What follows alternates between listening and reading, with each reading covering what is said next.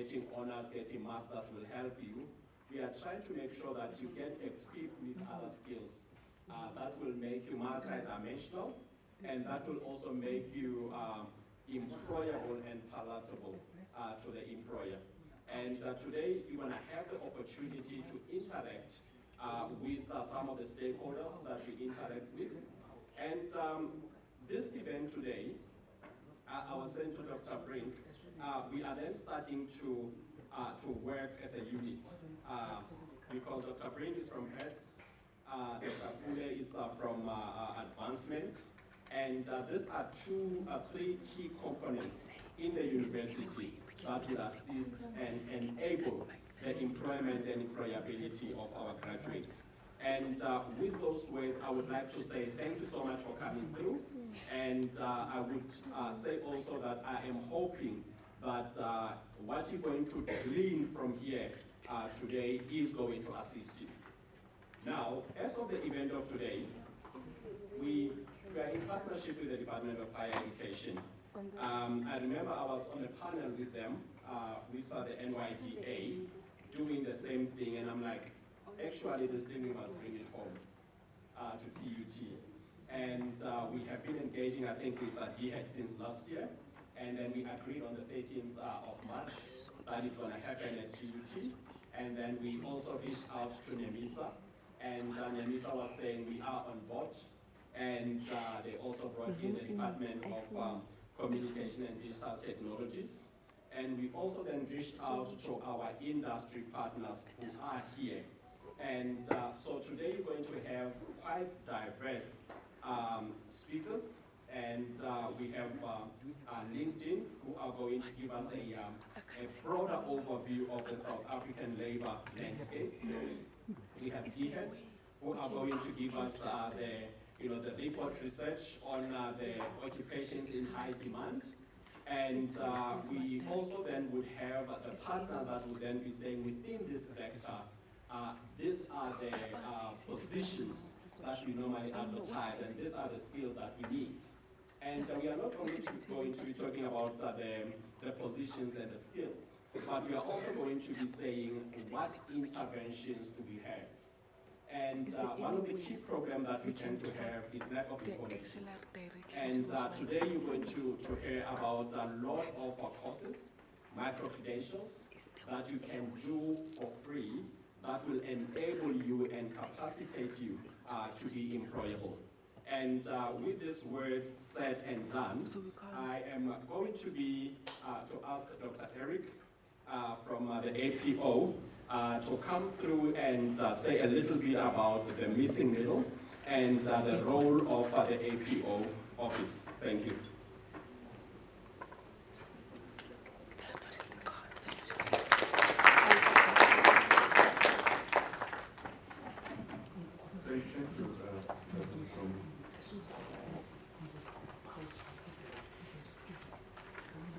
Partners, students, colleagues, ladies and gentlemen, good morning. I think that Mufumi made it much easier for me by introducing the Swan University of Technology.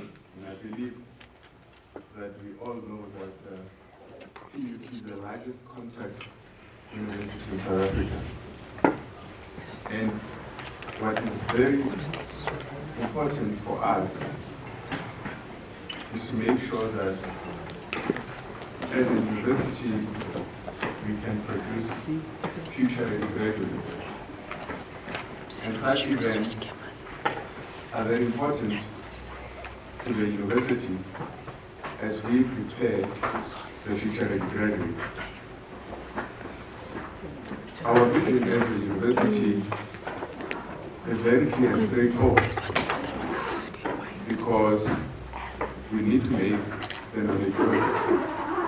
Whatever that we teach in the lecture rooms, we need that knowledge to go out there and work. That's really what TUT's vision is all about. Take that knowledge and make it work.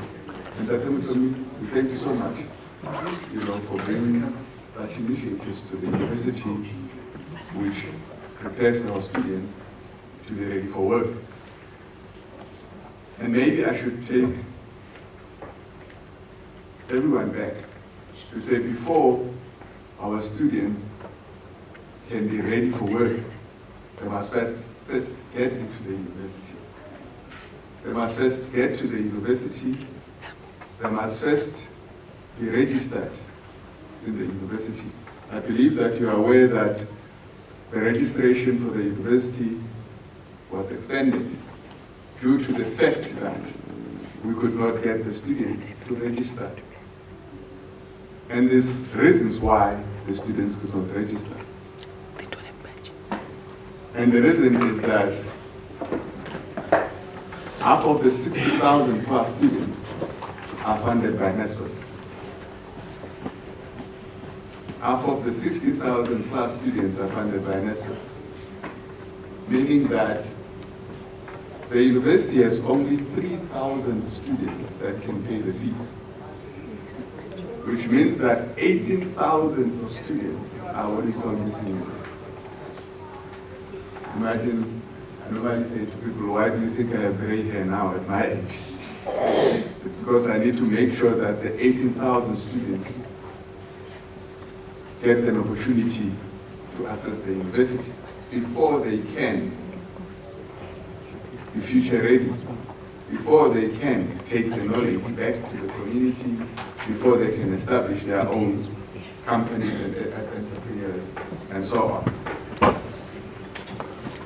Our role as Advancement and Partnerships Office in the university is to engage donors, is to engage partners, is to engage seaters, is to engage our alumni, is to engage the friends of the university, is to engage high net worth individuals to support the university.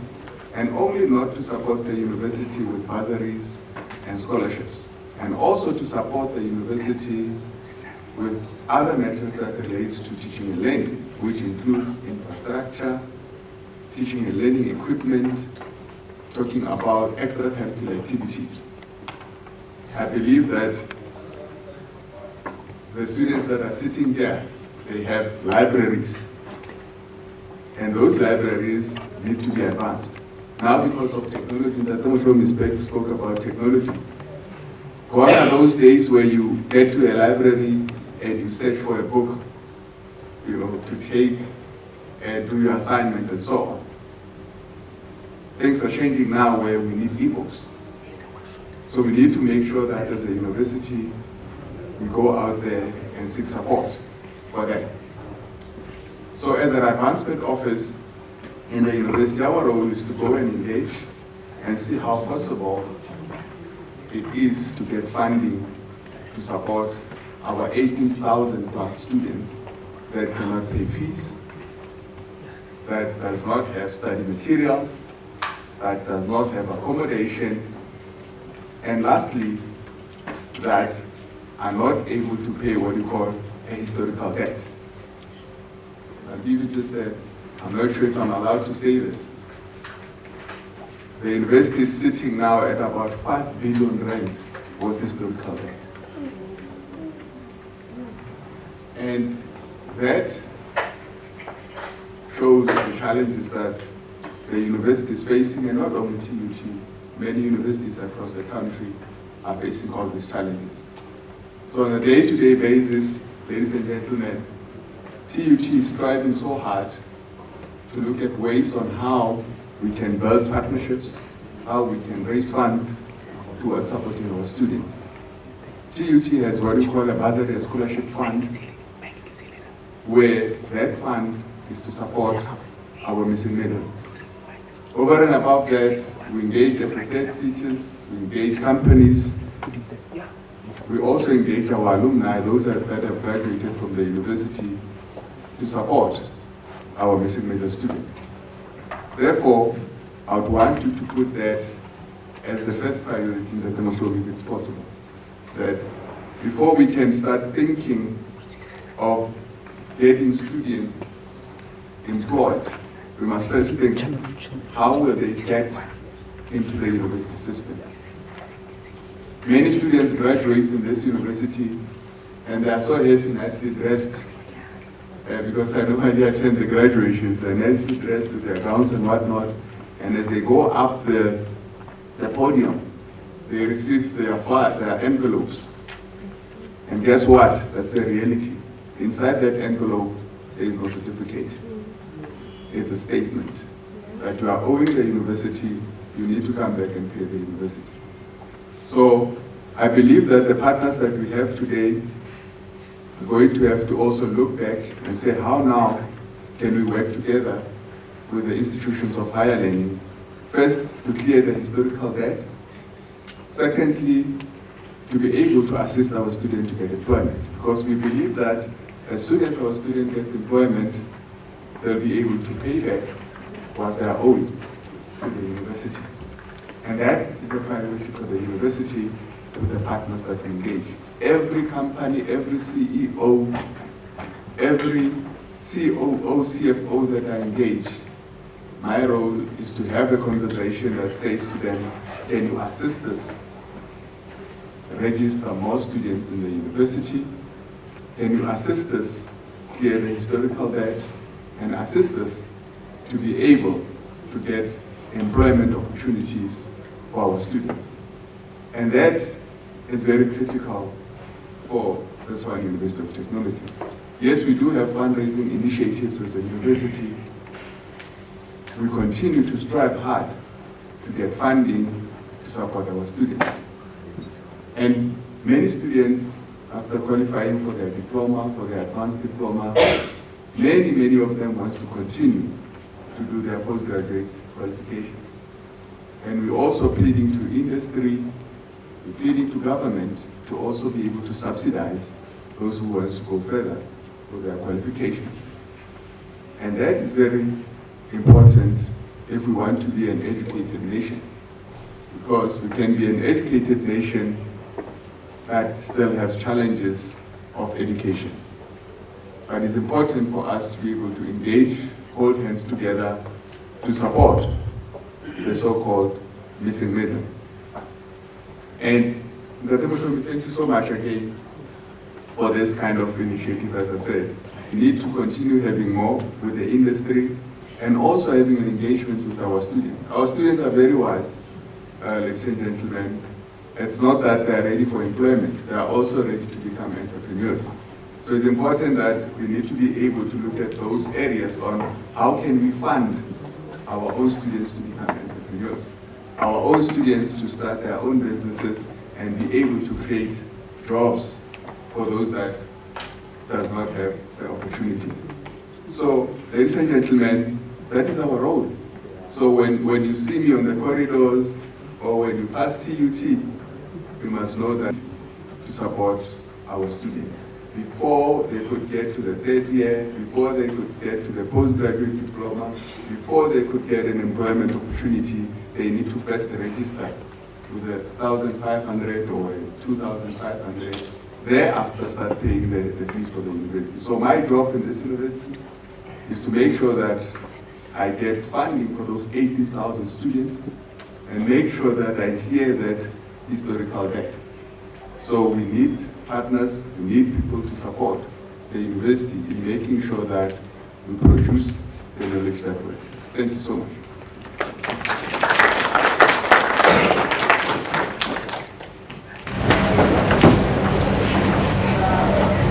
Thank you so much, Dr. Eric. One of the things about being of technology is that unlike other mainstream universities, majority of our students, before they can graduate, they need to do work integrated learning. And speaking to the colleagues at Hertz, not only at our university, but many other universities, that is a struggle. Because many companies are afraid to open their factory floors. Some are afraid to open their office floors. And however, as Dr. Eric have alluded, our role is to make sure that we knock at those doors. Our role is to make sure that those doors are open for our TUT students. And I'm going to call upon Dr. Rolene Brink, who comes from the Directorate of Corporate Education, and going to talk about our role and what we are doing to prepare future-ready graduates.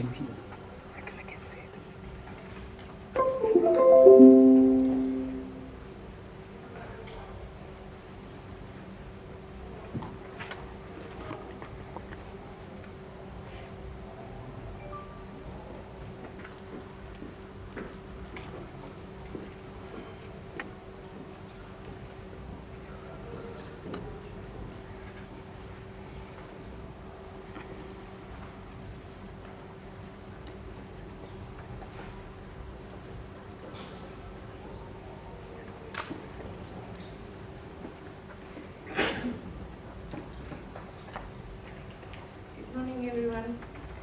Good morning. I'm Rolene Brink. I'm from the Directorate of Cooperative Education. As you can see, I'm wearing many hats. I'm not only just the Director of Cooperative Education at TUT, I'm also the Chair, the USAF Chair, the Universities of South Africa Chair for Work Integrated Learning, and the abbreviation is LIPCOP, Learning in Practice, Community of Practice, where all 26 public universities and private universities come together to see, looking at best practices on what we can do for our students and our youth within the country of South Africa, because we are struggling with a high unemployment rate for tertiary and graduate students. I'm also on the Executive Council for Work Integrated Learning internationally, where we also look internationally on what is the best practices. So that's in a nutshell who I am. I want to start with, sorry, I like moving around, so let me just switch on both. So I want to start this morning with this picture, and I want to ask the people in the room, and I've asked it to the Executive Student Council of the university. Are the universities preparing an oak tree of students, or are we preparing bamboos for students? And I want you to keep that in mind, because for the future world of work, what we need agile, future fit students. We don't just need a student that is future fit really. That is what COVID learns us. COVID teaches us that we need to adapt and we need to change, like in a day or two, in seconds of our life. And if we are not adaptable and agile, we will not fit into any working environment. And that is the problem. So just think of what you receive in class as student, what you as professor or doctor teaching the students standing in front of them. And that is why we need desperately the industry not only just to help us to place our students, but to come into our classrooms and to also contribute to the teaching. It's very important that we have those stakeholders together and taking their hands and working together as a team. We can't work in silos. I have 2 hashtags in my department for this year. And the one is hashtag silos must fall. We need to stop working in our own little corner and think that if you go to the class and you present your lesson to the students, that you've done your job. Unfortunately, I'm frank to say, if you are a professor, and I was an academic myself for 34 years at the University of Johannesburg, and my passion is the youth of this country. And I feel that we as academics need to do much more for our students. We need to give the students the opportunity to participate in the class and also to bring in their knowledge. because it's no longer just I can take a book and teach you the theory out of the book. That is not preparing the student for the world of work. So think about an oak tree and think about a bamboo, and then you can respond to me later and say, what are we as higher institutions in South Africa, not only just TUT, is doing. Just a little bit of background and stats of TUT and why it's so complex, and with the vast number of students that we are currently working. TUT students are approximately 63,000 students on a yearly basis. That's the student numbers that we have.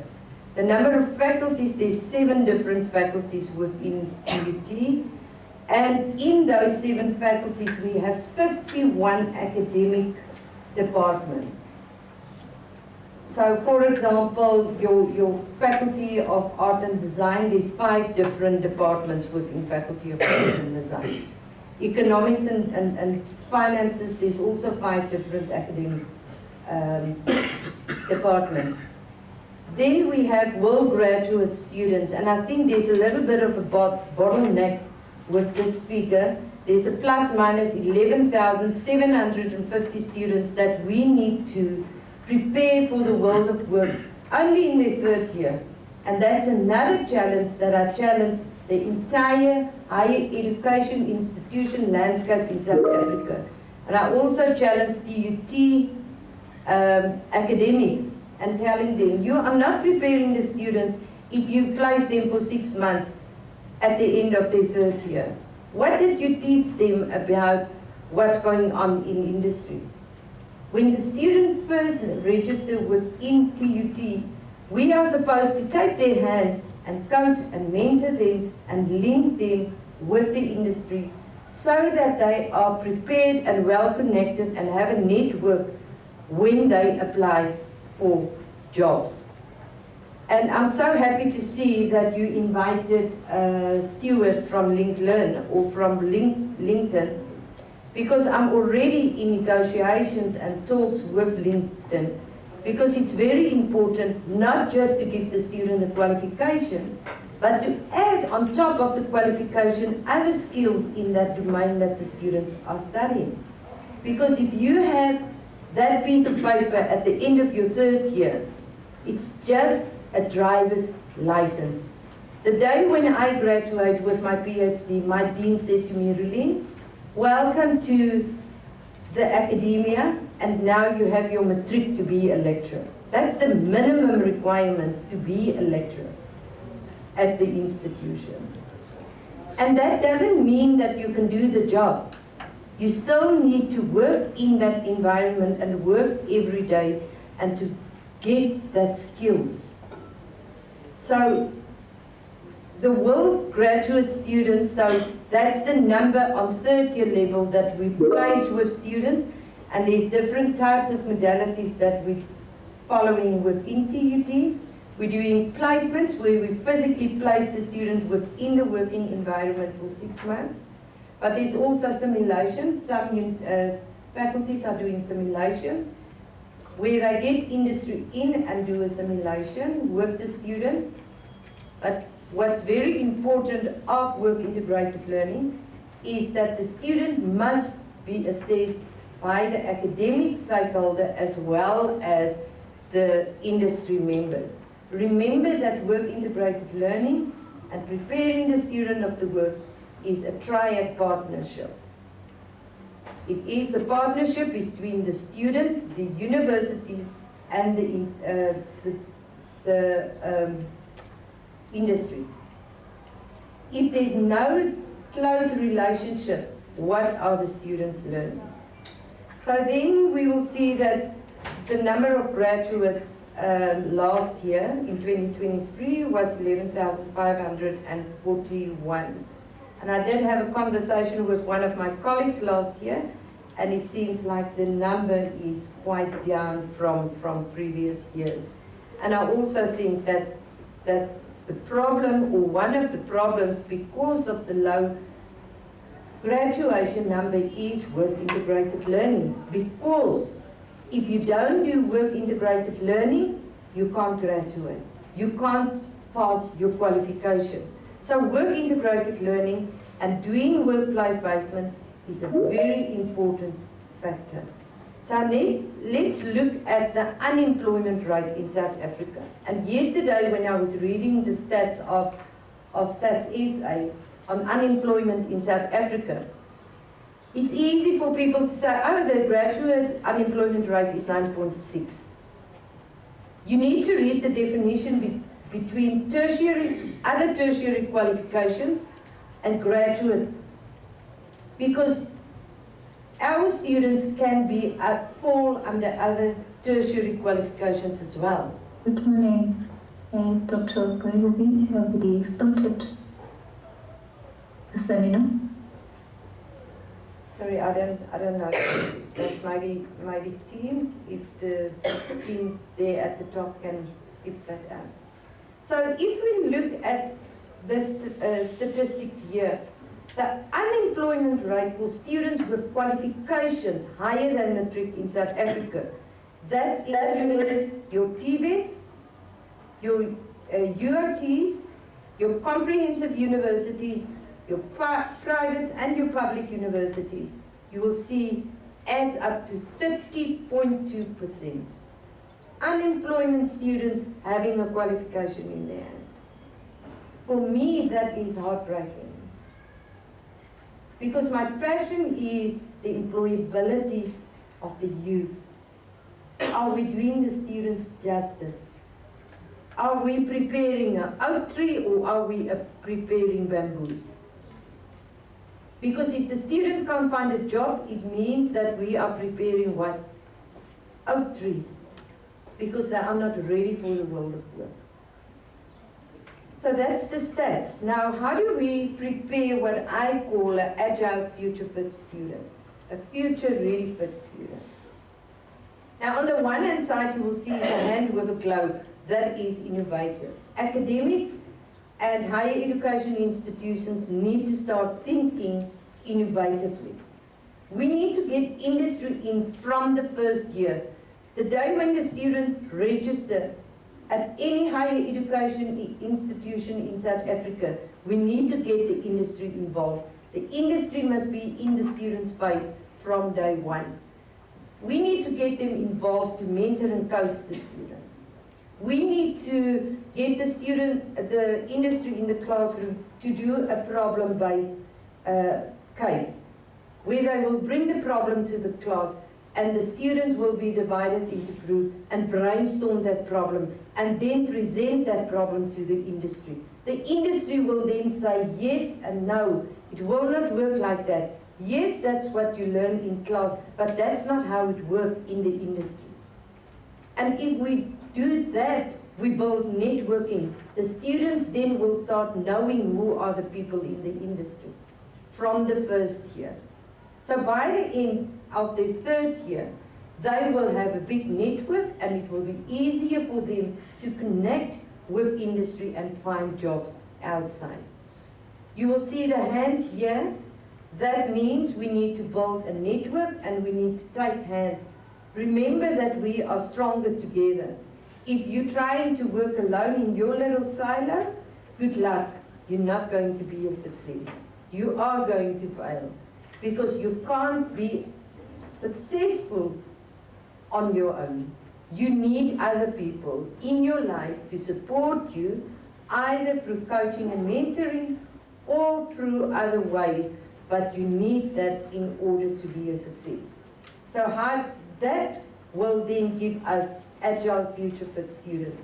So from first year we introduce industry, send the students out to communities, and students, you need to start doing voluntary work.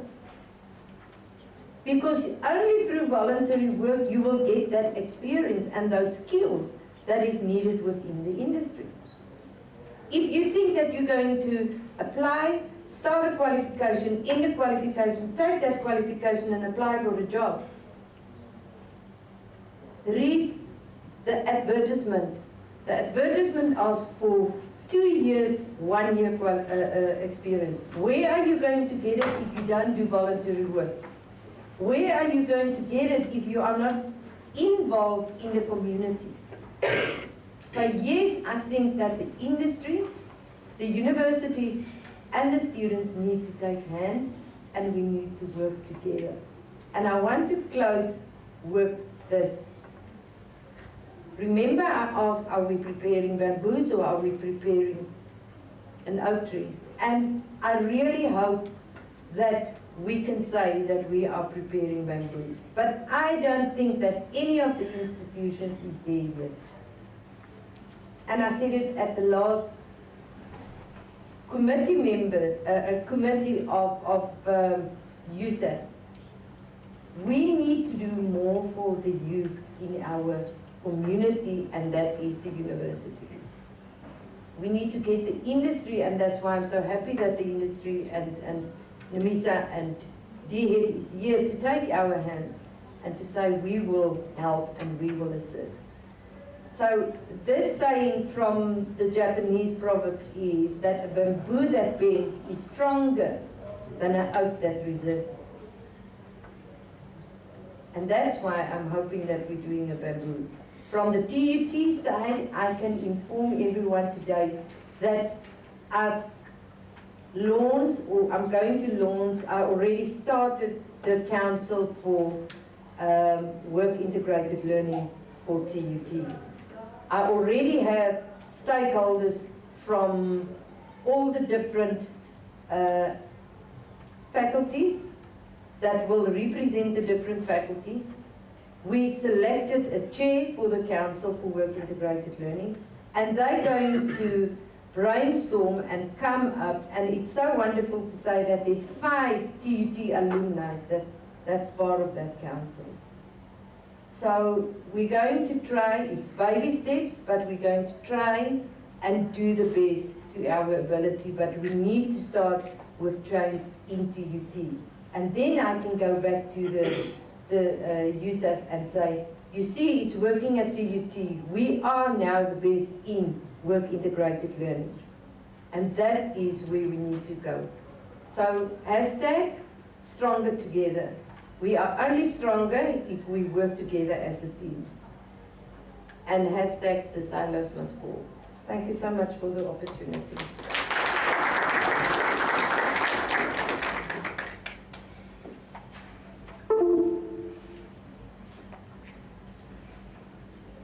Thank you so much, Dr. Brink. And to those who just arrived, the train is moving, but it's not that far. And then let's hope that the another partner that we have is the Department of Higher Education and Training. And every year they produce studies on occupations in high demand. And they call it sector agnostic studies. And so my team knows that I like to dream. And one of the dreams I have is that we need to have a dashboard that is updated daily. Because the issue around occupations in high demand and the skills in high demand is as volatile as the rent in the market. So we need to be able to track it almost on a daily basis. With that said and done, I'm going to ask Ms. Kulube to come forward and give us a talk.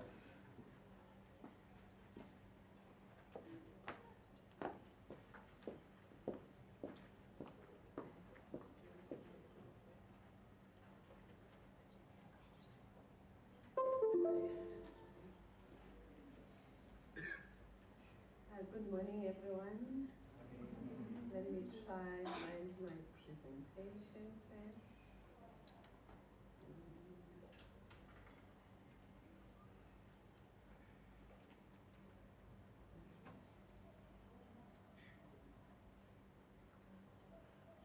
Am I audible? Okay, my name is already been introduced. I'm Mampo Kulube. I work for the Department of Higher Education and Training, and really the key responsibilities that I have been tasked with is to research the world of work and understand exactly what is it that they require.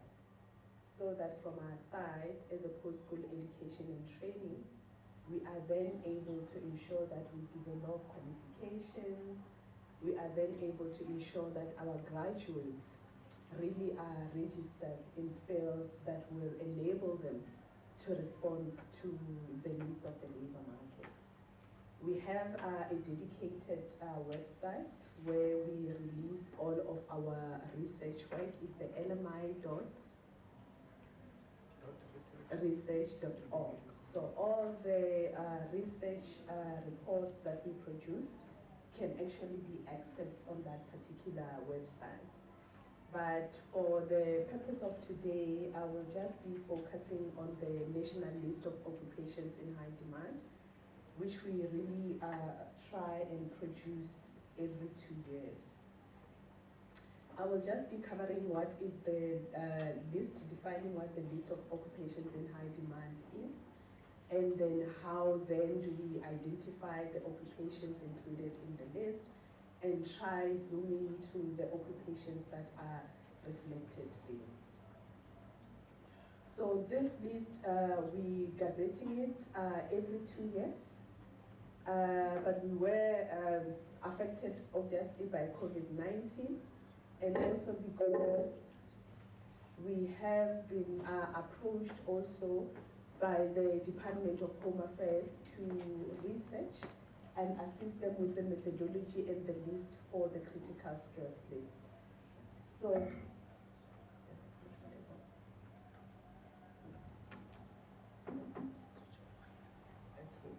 thank you.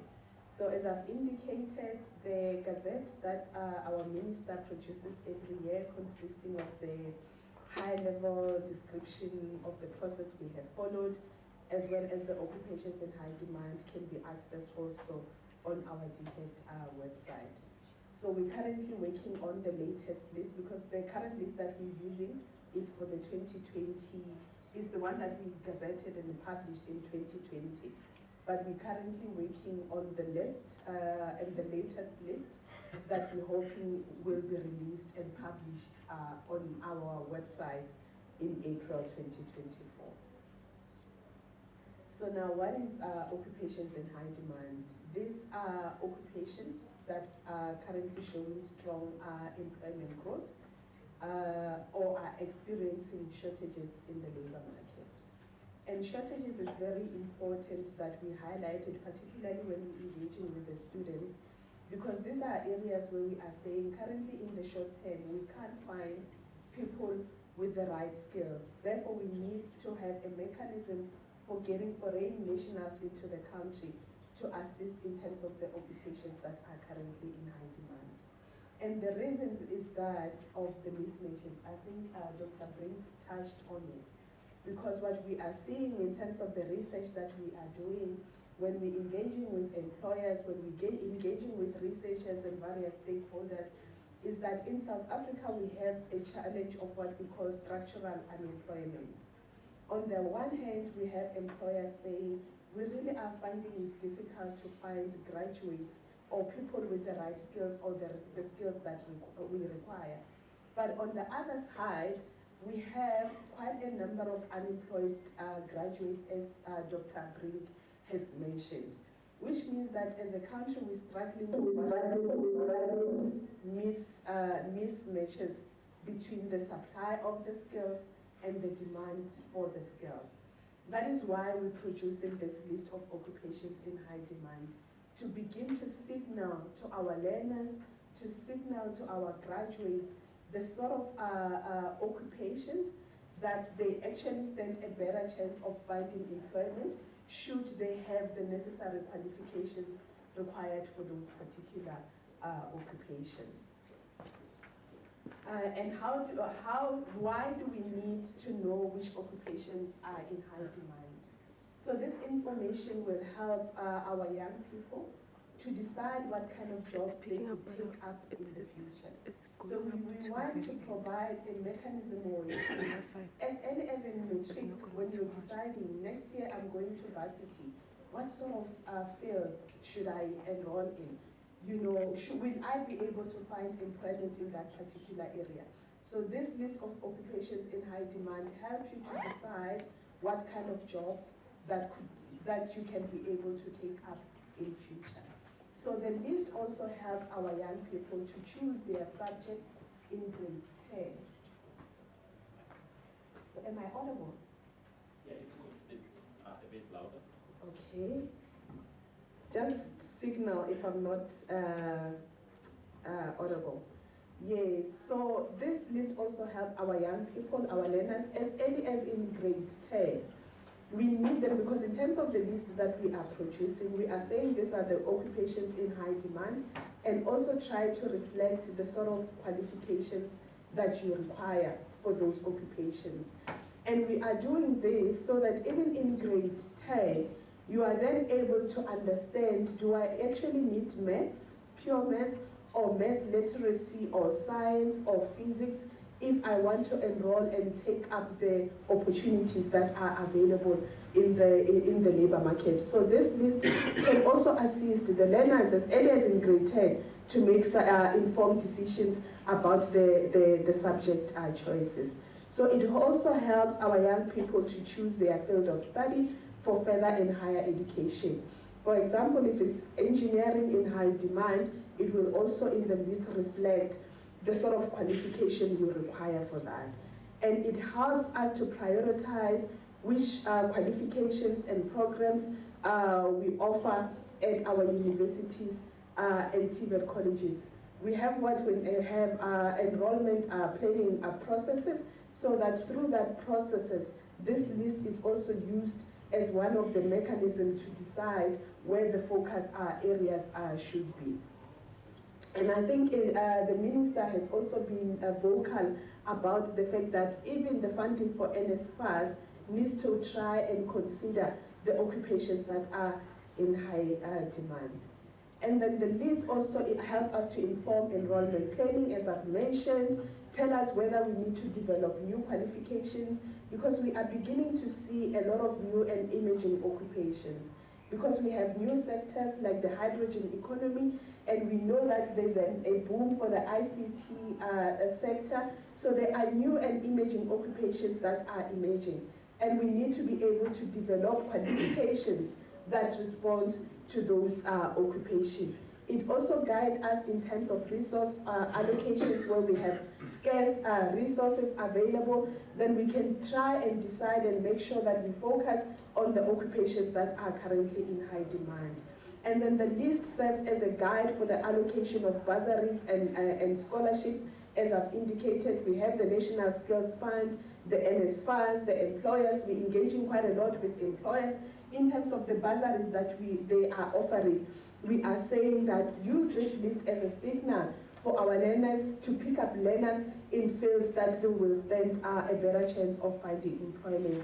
The list also informs immigration strategies, as I've indicated, provide useful insight into the skills needs of the economy. And then, but I think that this is also important to highlight. I think we started the first list we produced in 2014. This is going to be the fourth list. And we are producing this list at a national level. And we are saying this list can actually be used as a guide. It is a signal just to indicate to you where you stand a better choice of finding employment. And it is a signal at this point in time because the methodologies that we have adopted does not begin to tell us the quantities in terms of how many engineers. If we are saying engineers are in high demand, we are still not yet able to say there are 20,000 engineers that are needed, and these engineers are needed by, for example, in this sector, by this company, and so forth and so forth. So another important point to mention is that we needed to also ensure that we take the local context into account. That is why this year, when we will be gazetting and producing the national list of occupations in high demand, we will also be producing 2 provincial lists of occupations in high demand. We have piloted in Western Cape and in Mpumalanga because we know that the skills needs of these two regions or these two provinces are not the same. For example, when you look into Western Cape, they are big on the ocean economy. But when you go to smaller provinces like Limpopo, it's more around mining and agriculture. So even the sort of skills and occupations that will be in demand in those two provinces will not necessarily be the same. And then how do we identify occupations in high demand? I will move quite fast because I don't think that as graduates you're more interested in that. I will try and zoom into this area quite fast. So there are 4 criteria that we look into for identifying the occupations that are in high demand. We're using in the main the information that we're getting from Statistics South Africa, for example, the quarterly labor force survey.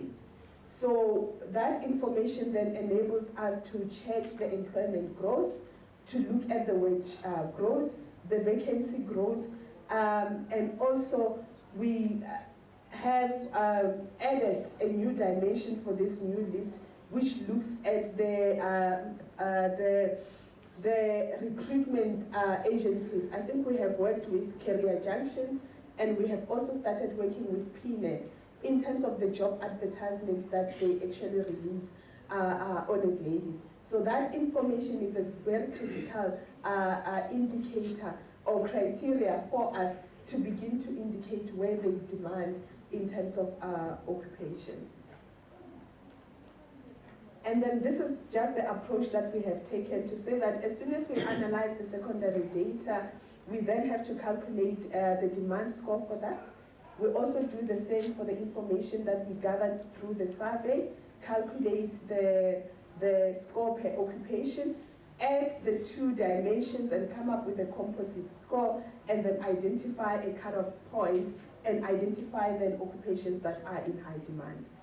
And then with similar to the previous lists that we have produced, we really are working very closely with international organizations as well, so that we see that our methodology is fit for purpose, but of course we also take our own context into account.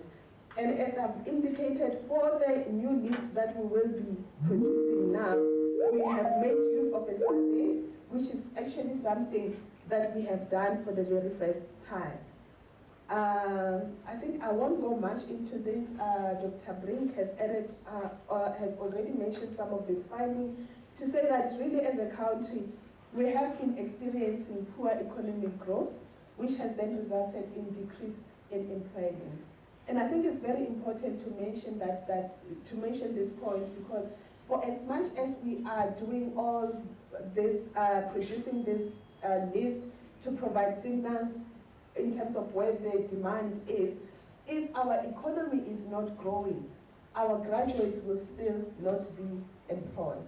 So we need to actually look at it from both ways. What is it that we need to be doing on the post-school education and training side, but also what is it that needs to be happening in the economy to ensure that there are opportunities and our graduates can actually be employed. And then while the number of employed has increased, the number of unemployed and discouraged work seekers have increased substantially. We also saw the diagram that Dr. Brink has presented. The unemployment rate is skyrocketing, and we therefore need to come up with various mechanisms to ensure that we really deal with the fact that our graduates get unemployed immediately after completing their qualifications. And currently the research shows that only community and social services, agriculture and mining has been showing strong employment growth. And then there were decreases in employment in these key sectors of the economy: the trade, the manufacturing, and the construction. These sectors really need to ensure that there are opportunities. Their government needs to come on board with strategic projects to ensure that our graduates are then getting employed, not just within government departments, but across the various sectors of the economy. And then the majority of the job losses were in the main within the clerks, trades and sales, And I think this is understandable because really the digital related occupations are beginning to replace some of these occupations. And it's very important that we begin to highlight them so that even when you guys are deciding on the occupations or on the career path, you know that in these sort of areas, you may not find employment in South Africa. I will pass this because it's more technical and on the methodology, because I just wanted to show you the sort of occupations that have then been identified as in high demand. I think in terms of the list that we are currently working on right now, there are around 350 occupations that are considered to be in high demand. And these are across these main categories that I have reflected there. Within the managerial related professions, the professionals, technicians and associate professionals, clerical support services, service and sales workers, skilled agriculture, plant and machine operators. So there are occupations at an intermediate level, as well as those that require high-end skills. I'm going to now shift to the Excel documents. Obviously, I can't be able to reflect 350 occupations in the PowerPoint presentation.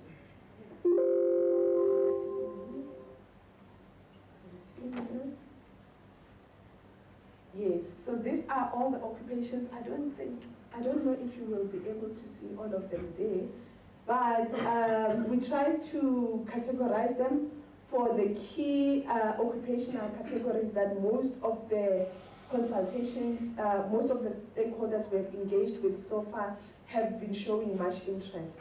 For example, within the finance occupational category, we have around, I think, 11 occupations there. For the trades, 62, which are in the main what our technical universities are focusing on. For ICT, we have around 13 occupations, education, health and social services, 44, engineering professions, 26, and then professionals, we have around 67, technicians and associate professionals, 37, and then clerical support, we have around 39. But all of them can actually be found here. For example, the ICT ones highlighted in blue, we have soft developer as being in high demand. And we're providing the description there, what does that occupation is all about. So that that information assists and guides you in terms of the field of studies that you can choose, as well as the subjects that are necessary or important or critical for those sort of occupations. But to be honest, what we are beginning to see, both within the ICT sector, as well as the new imaging sector, such as the hydrogen economy, most of the occupations that are identified there require a good foundation in math and science. So if you are to take up opportunities for the future world of work, you need to ensure that you have a good foundation in math and science.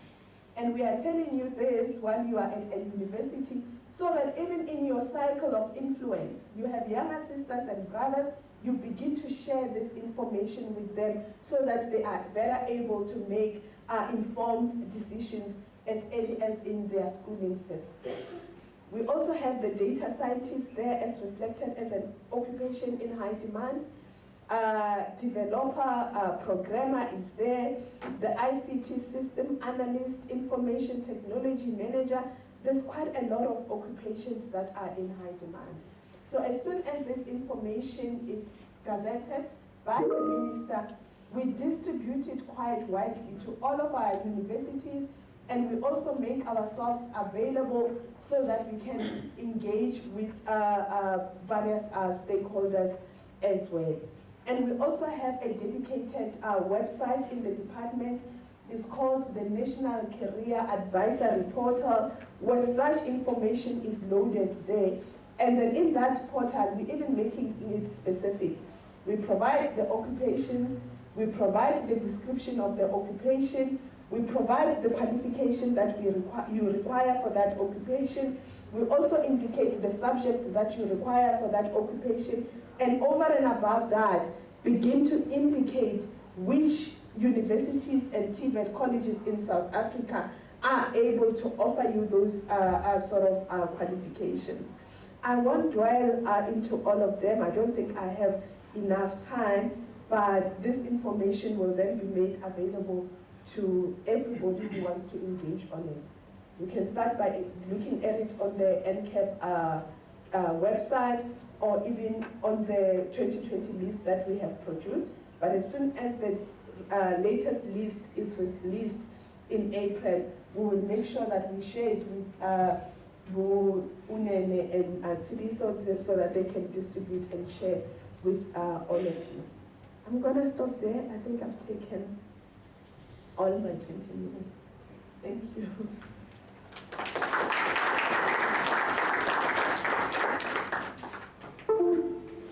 Thank you so much. Thank you so much, Ms. Kulube, for the valuable information. As she have mentioned, we will make the information available to you. And the technical people, I think we are ready for Stewart.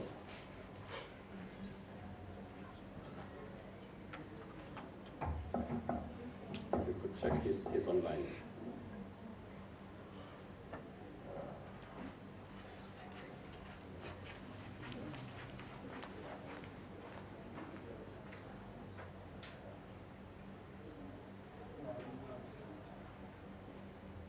Okay. The next speaker is Stewart from LinkedIn, and he's going to give us the South African landscape. And after that, then we will then move to the panel so that you can ask the questions. Please do write those questions down when you are here, if you are here, and those that are on our live stream. Somebody will probably just collect the questions that you have asked, then we will pass them to the panel.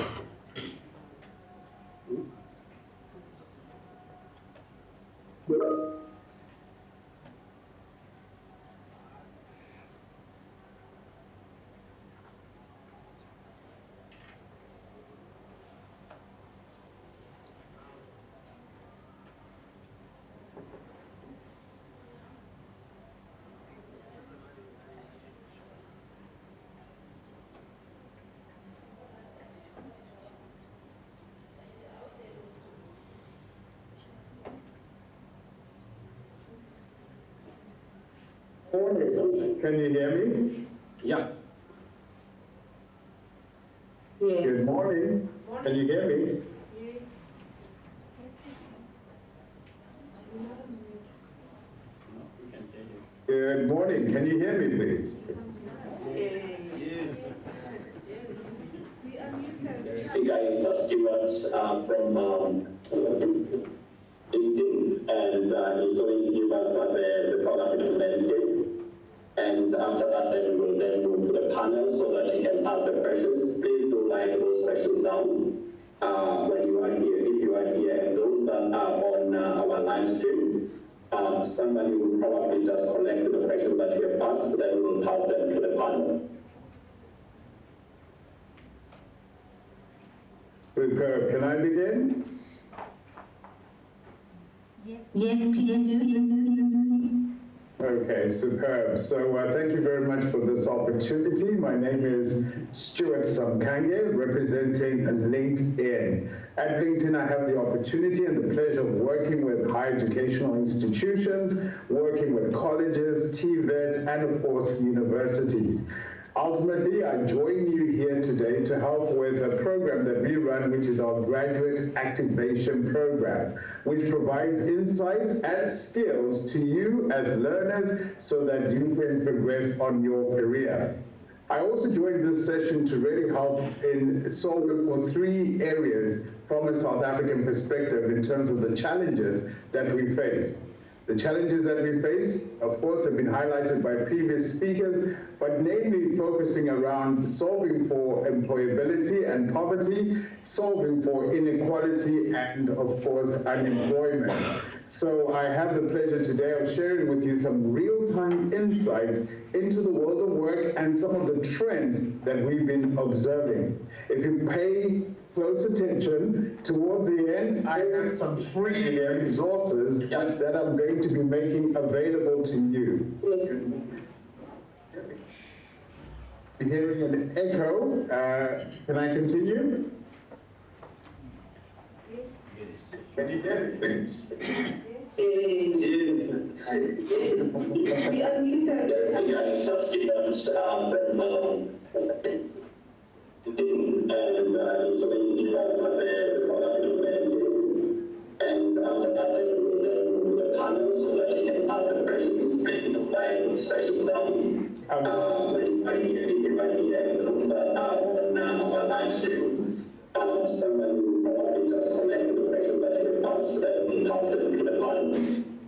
All right, so if you will allow me to continue then in terms of and of course some of the data that we've been observing from a perspective.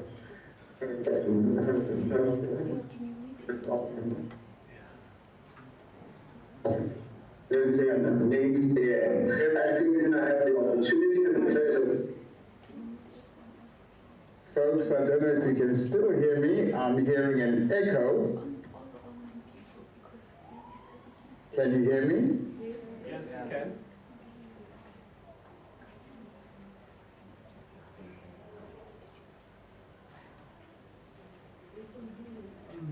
Carry on, Stuart.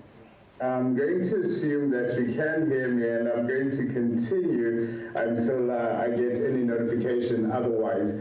But essentially what I wanted to present to you today as young professionals as we think about the world of work and some of the trends that we are seeing in the world of work was really to align it to where all this data is coming from, which is of course the world's biggest professional network. And I think Dr. Brink also highlighted the fact that we must break down silos and leverage best practices that we're seeing in other institutions and share those with you as we think about our future going ahead.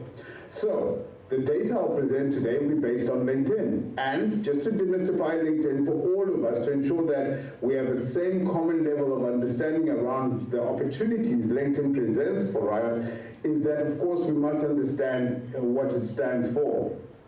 Ultimately, LinkedIn as an organization is here to help you as young professionals be productive and be more successful in the work that you aspire to do.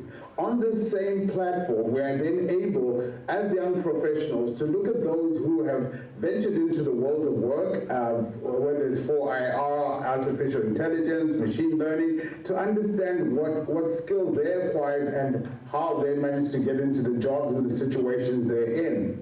At the same time, LinkedIn provides us an opportunity to get a sense of what skills companies are hiring for, so that as young people, as we build out our skills taxonomy, we're building up skills to support the degrees that we have that will holistically make us better employees or leaders within businesses.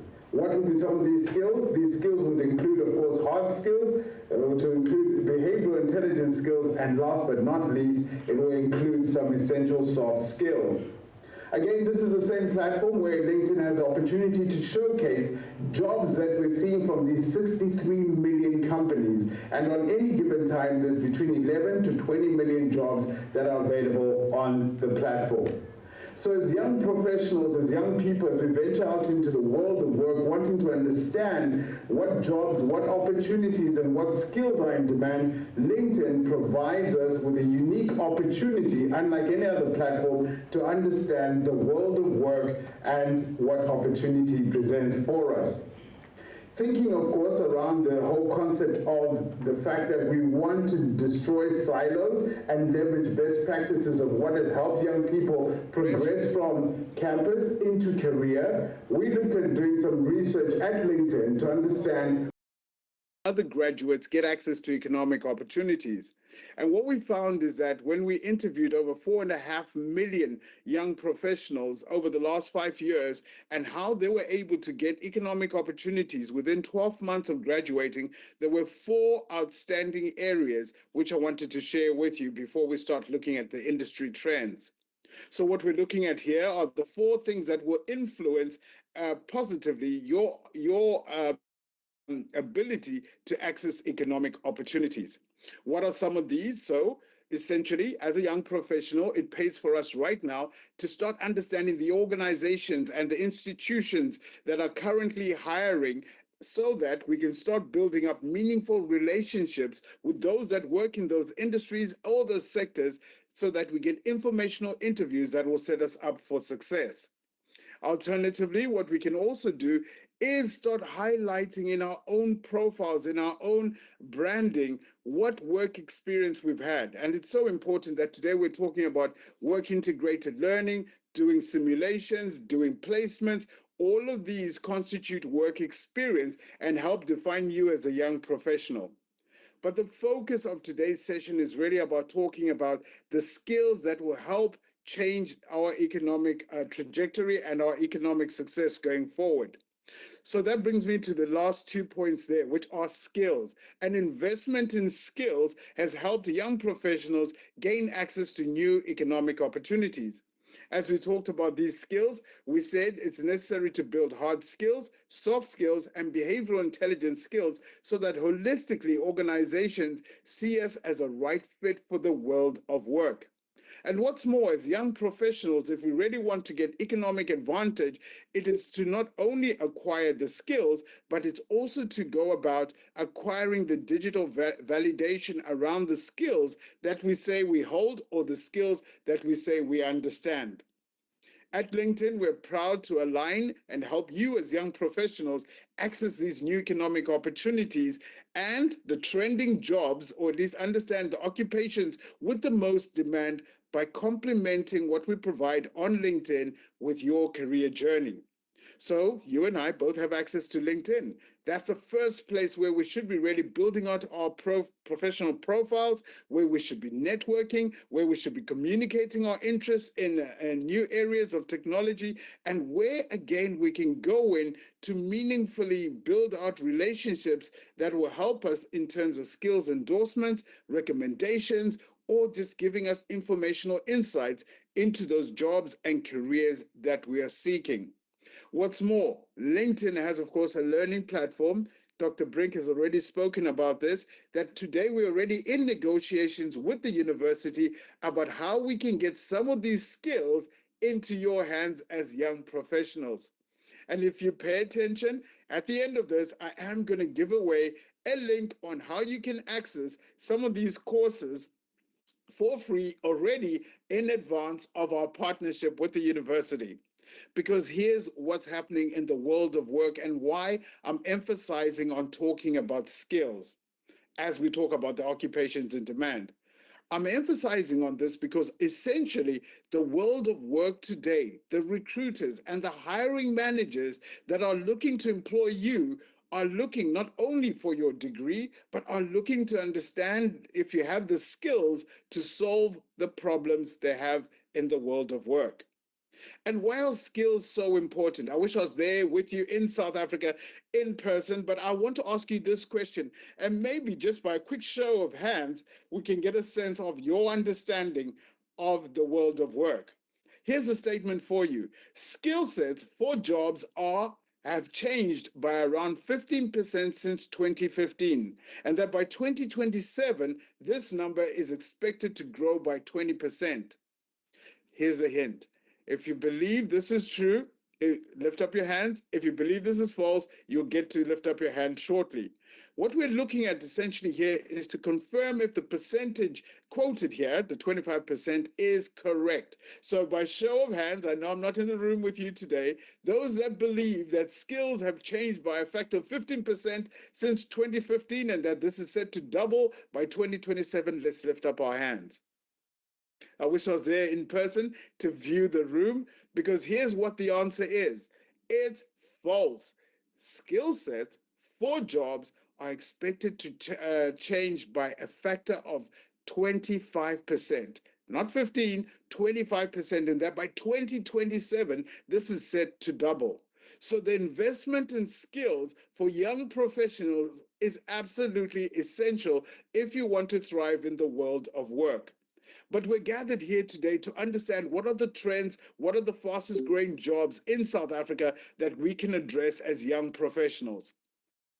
So what we did, of course, at LinkedIn, we pride ourselves in having access to real-time insights and data about companies. We looked at, over the last 5 years, what are the 10 fastest growing job titles across South Africa.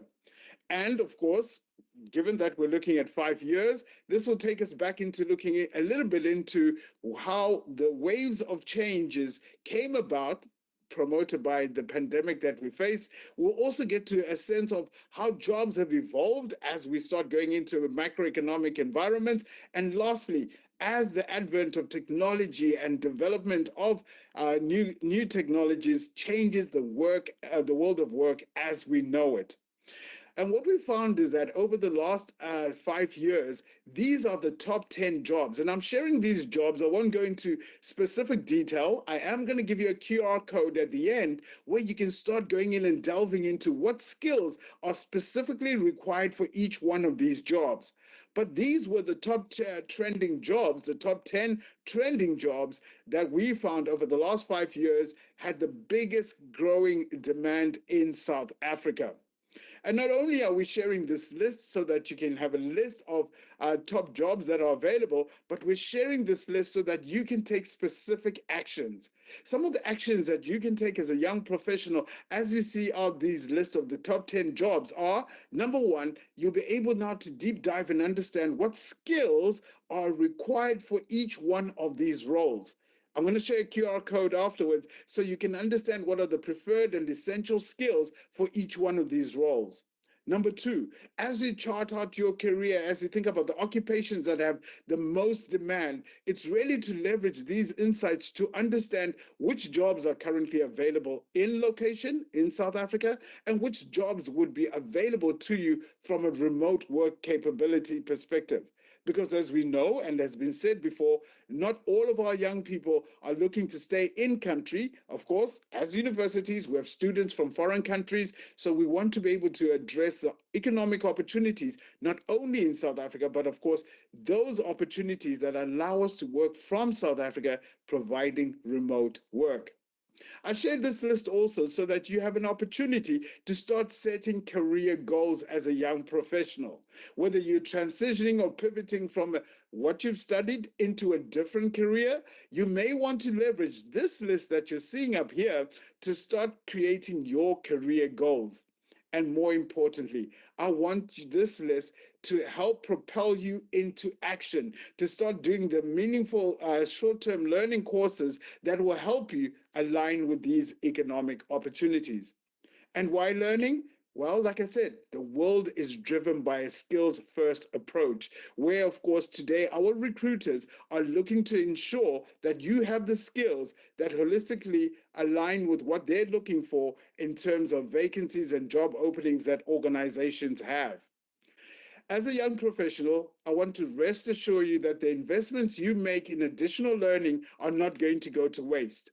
Why do I say that? Well, the data is telling us this, is that if you create a LinkedIn profile and then you start adding in these soft skills that complement the degree and education you're receiving from the university, you are going to give yourself a 9% added advantage over someone else who hasn't done that.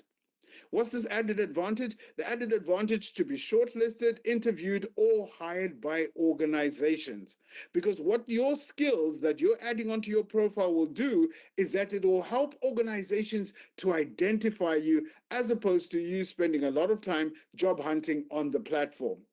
What's more, if you take the step of getting skills assessments, allowing yourself to be digitally validated around key essential skills for the jobs in demand, it will increase your chances of being identified, shortlisted, or hired by an additional factor of 20%. So essentially here, I'm talking about giving yourself a 29% added advantage by investing in acquiring skills, adding certificates onto your profile so that you can be discovered for those occupations with the most jobs in demand. And you might be asking yourself right now, what should I focus on, Stuart? What are the overarching skills that are in demand in the world of work? Well, just last week, you'll be pleased to know that we released our workplace learning report. What the Workplace Learning Report does, it looks at the 63 million companies we have on LinkedIn, the 20 million jobs they advertise, and then the billion members that we have on LinkedIn. And then we try and align and get trends around what are the skills most companies are looking for and what are the skills you should be growing as a young professional to acquire those jobs and opportunities you want. As you can see here, it's a blended mix of soft and hard skills and behavioral intelligence skills. The top skills, as you can see, the top three are aligned to your interpersonal skills, your skills as a young professional, as a human being. So I would say, don't take it for granted. What used to be termed as soft skills has now been termed as essential soft skills. Your ability to communicate, to storytell, to coordinate, to collaborate with other people, to manage your time. All of these skills are super essential in the world of work today because some of the more hard skills are now being done by the technologies and the platforms we have in place. Overall, on top of these 10, the number one skill that really speaks to the title of today is that skill of being agile and adaptable, being flexible around what you aspire for, what skills you acquire, and the careers that you're pivoting to. You're probably looking and saying, there's one other skill that the world of work is talking about today, but I don't see it listed here. And yes, you're right. The one other skill that everyone is talking about and everybody's keen to learn on, 4 out of 5 people, is around artificial intelligence.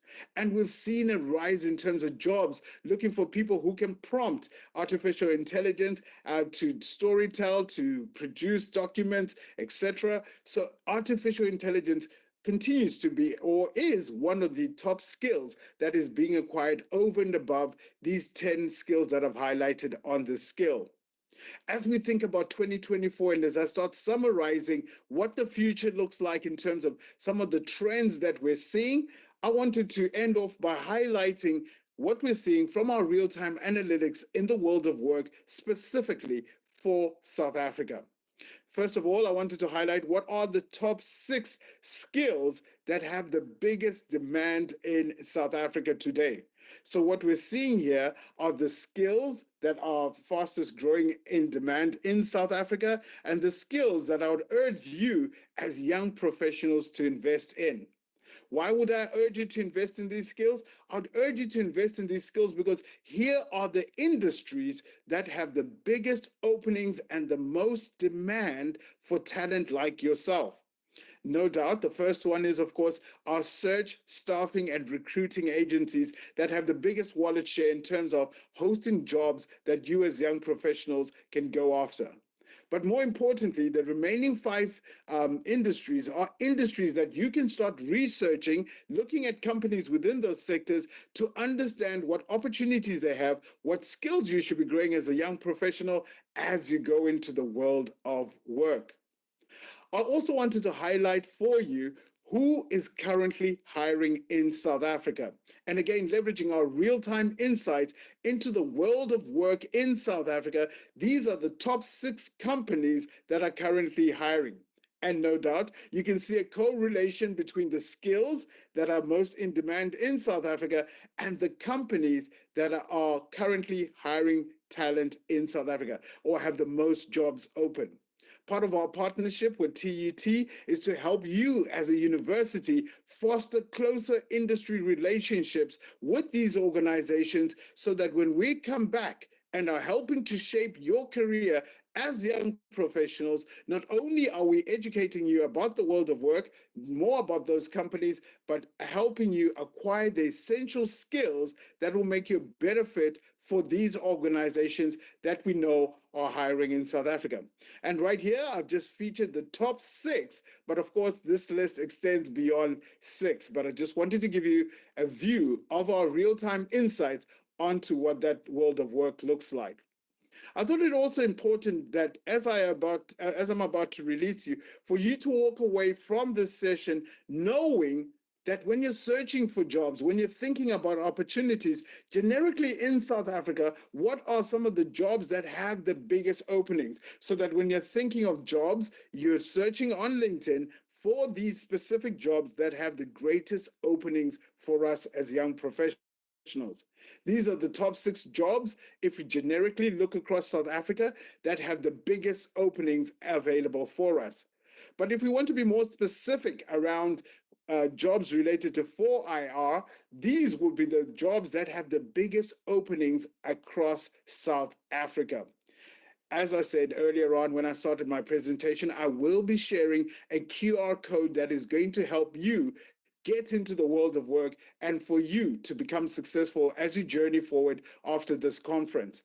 So in the QR code that you can see here, and I'm actively encouraging all of you to scan this, whether you're an unemployed professional, you are a student, you're a graduate, alumni, or you are a career services professional, let us drop the silos that exist between us and really embrace this free access and free knowledge that we're getting from LinkedIn. Number 1, how to build out your profile. Number 2, I've shared a document about the future of work so that you can align your skills and your investments in yourself around what the future of work looks like in an AI world. I've also prepared for you a document around what we're seeing as trends around recruiting so that you can better align yourself to be identified by those recruiters out there. I spoke earlier on, of course, about the Workplace Learning Report, which will give you insights into, of course, what skills the world of work requires. The jobs that are fastest on the rise in South Africa and the courses and skills we will need in order to get those jobs, I've also made that available. Last but not least, I have added, of course, that link, which I spoke about earlier, that will help you build up critical AI skills as an individual for free with 250 courses that we've made available for you by you scanning this code. Outside of this, we are building a relationship with the university to help you as young professionals identify specific jobs and specific skills in specific areas so that you can be successful. Now, this data, as I finish off, is not data that I've just made up. Just to show you exactly where this data comes from, here it is in our real-time environment, and I hope you can see this without me zooming in as I close off. What we're able to do is tap into real-time insights into the world of work to get an understanding of which are the companies that are currently employing the most number of people, which are the companies, like I highlighted in my presentation, which are the companies that have the most jobs open. When we spoke earlier on about titles, I was able to highlight to you some of the titles and the jobs that have the most jobs open. And as you can see here are the titles that I inferred in my presentation. When I spoke about skills, again, I leveraged the same real-time insights platform to understand which skills are most in demand in South Africa and get an understanding of the companies and the organizations that are looking to hire in that sector. Last but not least, when I looked at sharing with you the industry view in terms of which industries we're seeing with the biggest growth, I was able here to go in and say in South Africa, which industries employ the most people, but more importantly, in South Africa, which industries currently today have the most jobs open. We want to make this platform available to you as a university, and so that your university can provide these insights to you in the form of career services to help you journey out into the world of work and to help you become successful. Thank you very much for your time. Of course, I encourage you to go back to that shared URL, that shared QR code that I shared, so that you can access more of this information in detail. But with that, I'd like to close off my presentation by urging you to make time in investing in yourself, in understanding the industries, the companies, the skills required, so that you can tell a better individual story and that you can be found for those economic opportunities that exist in the world of work. Thank you very much.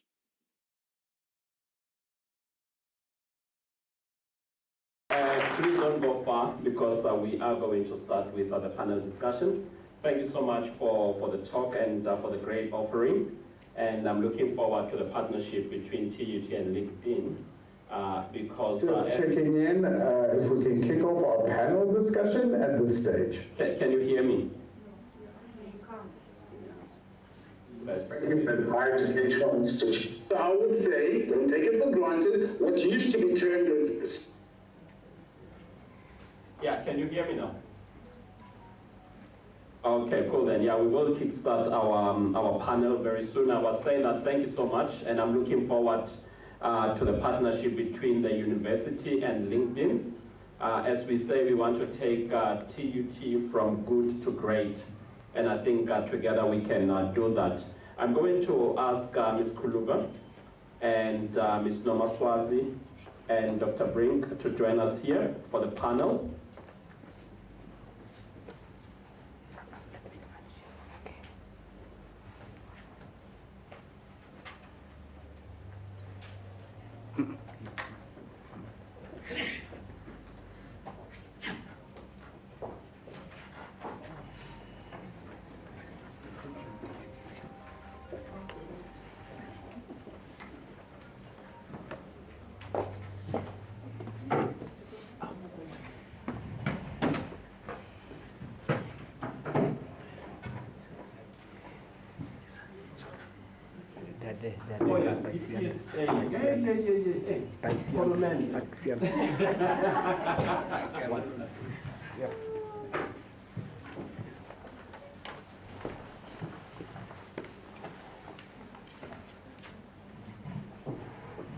Okay, thank you so much.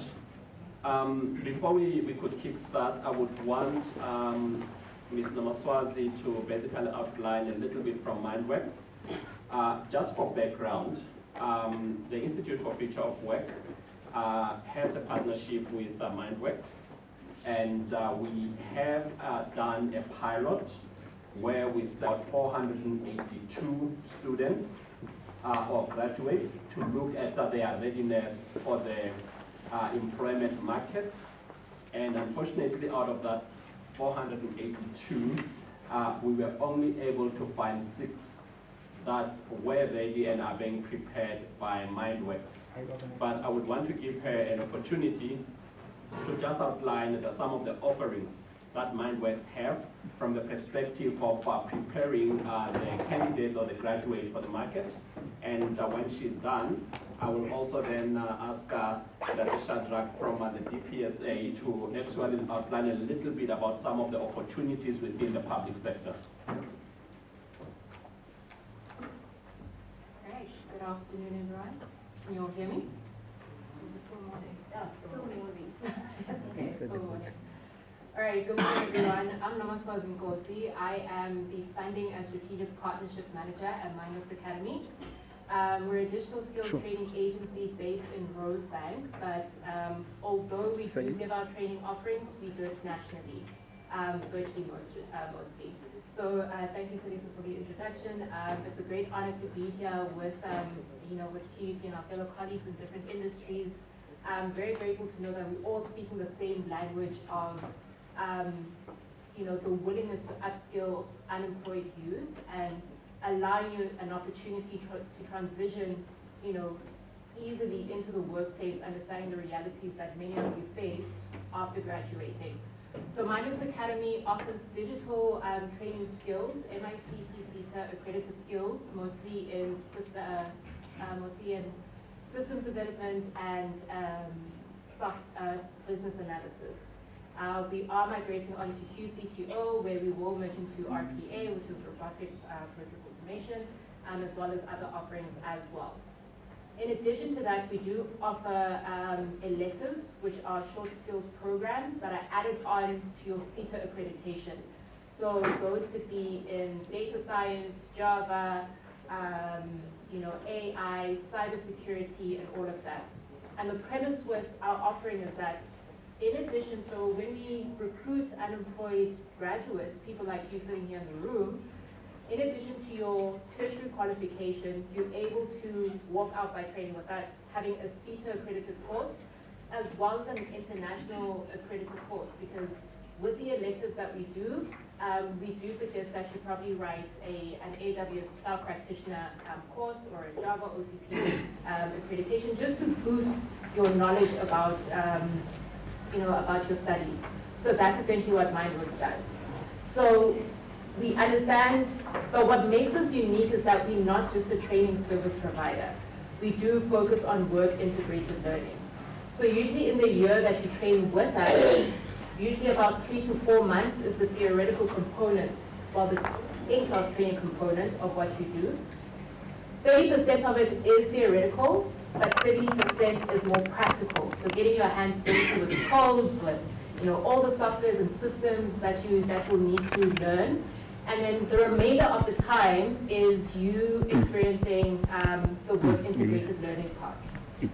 That is exposing you to our clientele group. So we mostly work with fintech, finance industries, and we expose you to those places where you can get that work readiness day. You'll get to learn about projects, about the culture of the company, about what's needed for you to grow in that specific industry. And the best part about our offering is that usually when clients come to us, our training offering is very customized and it's very unique to what the client needs. So our training is not generic. I mean, obviously we still need to adhere to CETA, regulations, but our training is so customized that when you do get your workplace experience, you understand what's happening once you get in there. And what we always try to emphasize within Mindworks is the fact that it is probably one of the longest interviews you'll ever have, because you need to make a great impression. Because yes, not only are you learning about the technical component about the work that you're doing, but we focus more on the personal mastery as well. Teaching you professional etiquette. I think it's something that the previous speakers also spoke about. But just making you more work ready, making you more culture fit for that company, and it gives you a very holistic, approach to make you employable, desirable, and we're very grateful that throughout our our existence, we've been able to place over 70% of learners into permanent employment, boosting close to R500 billion into the economy, into the economy. So we're very happy to know that our system works, but I think what makes us happier is that other industries are also opening their eyes to the reality that we cannot operate in silos, and that's why. That's why we're working with, institutions like TUT. Want many of you to feel forgotten, because I can imagine it is a harsh reality. You think, you've gone through varsity. Yes, it may be an accomplishment. You could be the first person in your family to go through, university and get a degree. But the harsh reality is that it's just a piece of paper at the end of the day, you know. But then that's where Mindworks comes in to bridge the gap between what you've learned in tertiary. We add on to that, but we also the glue in terms of opening the door for you into employment. And even if, let's just say at the end of our program, you may not, get a, permanent position, but it's the mere fact that you are exposed to different people, you were able to network, you were able to grow. I think that's so fundamental to your professional growth. And you'll be able to be in a classroom of people who, I guess someone might go to, and I'm going to use, what the previous speaker mentioned about the companies. In a classroom of people that you'll be training with, one person can go to F&B, one person can go to Sanlam, one person can go, you know someone, in those companies. It's so fruitful to your development, as a young professional. So yeah, I think that's just a brief about what MindWorks does. Yeah. Thank you so much, Nomaswazi. I know that Stewart need to dash, and probably Shadrach, can you briefly speak a little bit about the public sector? Then the first question I'm going to pose after that, it will be to Stewart. And also Dr. Bringano, also she has to rush to the airport. So Dr. Shadrach. Okay. Thank you, sir. Thank you.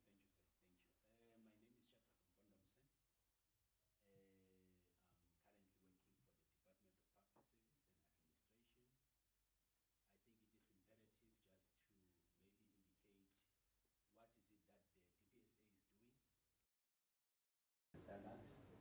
Across, your national channel one, right? And also, if you look at the channel one, right? Also is where we are providing support.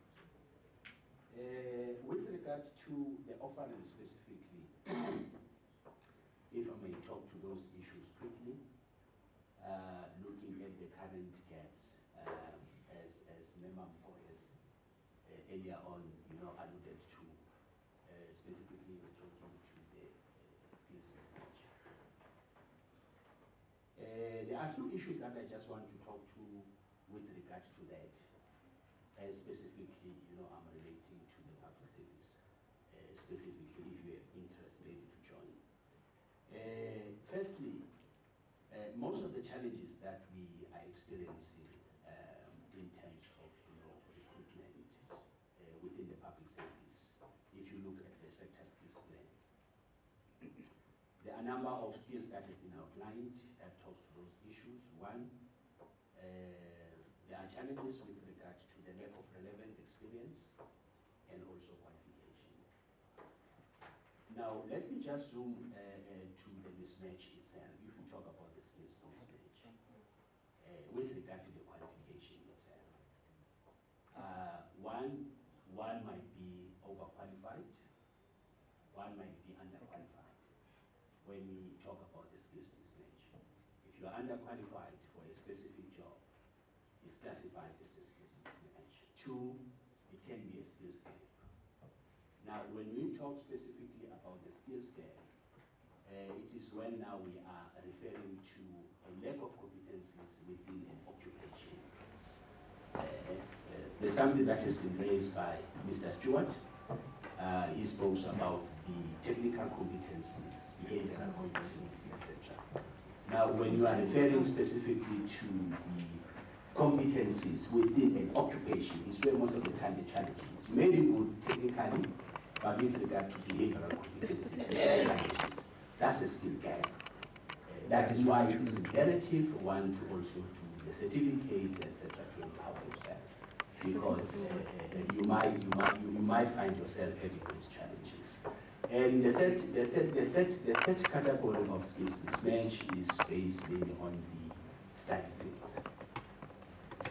You may be qualified maybe in a certain study field, but you have experience in a different study field. Sure.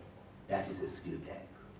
I'm experienced, there are these, students sometimes will find that they are just going for internship, which is different from what they qualified for, which will make it difficult for them in the future to be employed, because your skill is not relevant. Your experience is not relevant to your qualification.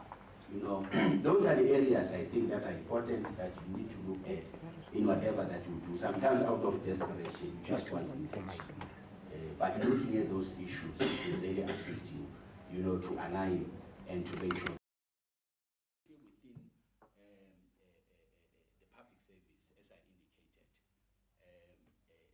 that from TPSA we are establishing norms and standards across national and provincial departments. looking at specific areas like your employment practice, organizational structure, etc. But let me talk in short, maybe with regard to the directives that we are also developing to establish these norms to direct national departments and provincial departments with regard to skills development. We have a directive that talks to the developmental programs, mainly focusing on internships, learnerships, your graduate recruitment programs. Those are different programs that are helping, especially those who are new, coming from the universities, so that they may, also, get experience and exposure. Like your internship is mainly providing you with an experience that you need, maximum of 2 years, but also addressing technical skills. We have our graduate recruitment program that is addressing specifically your technical skills. The biggest problem most of the graduates that are experiencing, let me make an example. Mr. Stewart spoke to number of titles that are currently open, but if you come to the public service, the challenge that we have with project management are those who are not registered with the professional bodies. You may qualify as a project manager, you have the technical skill, but if you're not registered sometimes with the professional body, and the post requirement needs one who has registered with the professional body, which makes it difficult for you to be employable. I think those are the dynamics and challenges. It's the same with your engineering, in the field of science, the field of health, your CAs. That is why also some of our programs, if you look at the National Treasury, they have a developmental program that speaks to CAs, in terms of developing CAs. It's a 3-year program. It's a 3-year program. And they have also established partnerships with SAICA, South Africa Institute of Chartered Accountants, so that when they complete in their program, they are also registered with the professional body, because we'll never be a CA without having been registered with the professional body. That simply means those are the areas where you are closing the gap to allow, your graduates, to be able to get that exposure at the end of the day. And without getting that exposure, it makes it difficult for one, even if you have a qualification, like I indicated earlier on. A qualification, it just says, I do qualify, but there are other requirements other than the qualification. What is it that you are doing? I like what Dr. Brink has alluded to. There's an important statement that she, alluded to. Specifically, she spoke about, as a graduate student, it is important for you to take voluntary work. That will expose you to soft skills. That will expose you to behavioral skills that you need. I think that is important. You can study for something, but that experience, it is important. It builds on your CV, because you must be able to do the work. Currently, the direction that the public service is taking, before I close, I think we are also extending the competence assessment, the psychometric assessment. Currently, that was only catered for the SMS, but now it is cascading to MMS, and it will cascade further. Now, your psychometric assessment will specifically test, in terms of the competencies that you possess, being technical, being behavioral competencies. It will be very, very difficult for you to pass the psychometric test, and it will be part of the recruitment, process.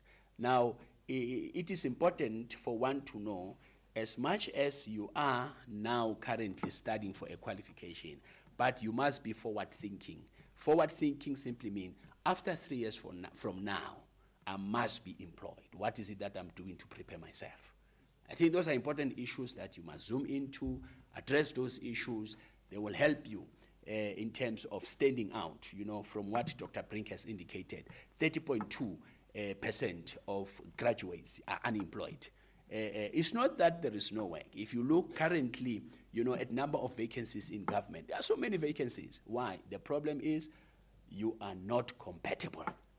Those are the challenges most of the time that we have, but we have these programs that are bridging the gap. I thank you.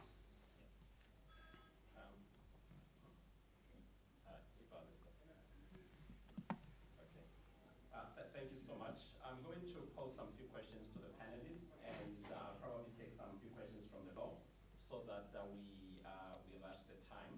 We are behind schedule. Dr. Brink, yourself, myself, and everyone in TUT have a mammoth task of producing future-ready graduates. Now, in your short experience in TUT and your interaction with the ecosystem in TUT, what are the challenges for this mammoth task? So you hold that, and then from there, then you can. So the challenges that we are facing in building the future-ready graduates.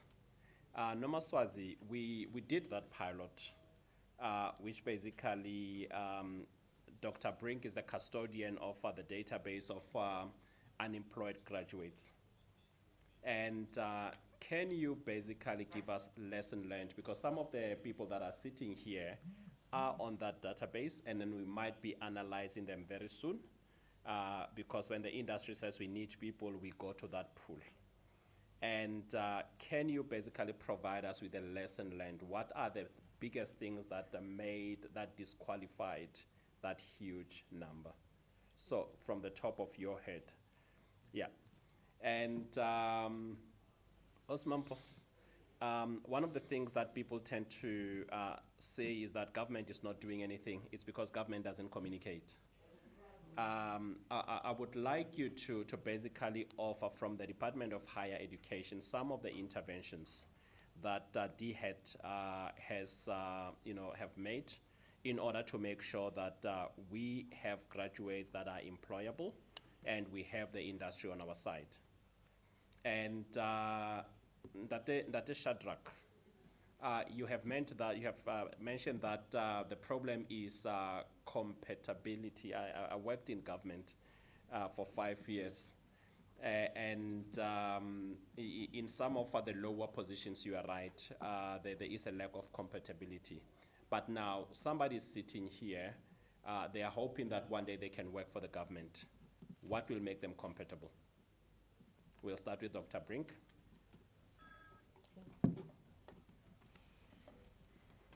Yeah, so the challenges that I experienced in my short term with TUT, on the 1st of April, I will be here at TUT.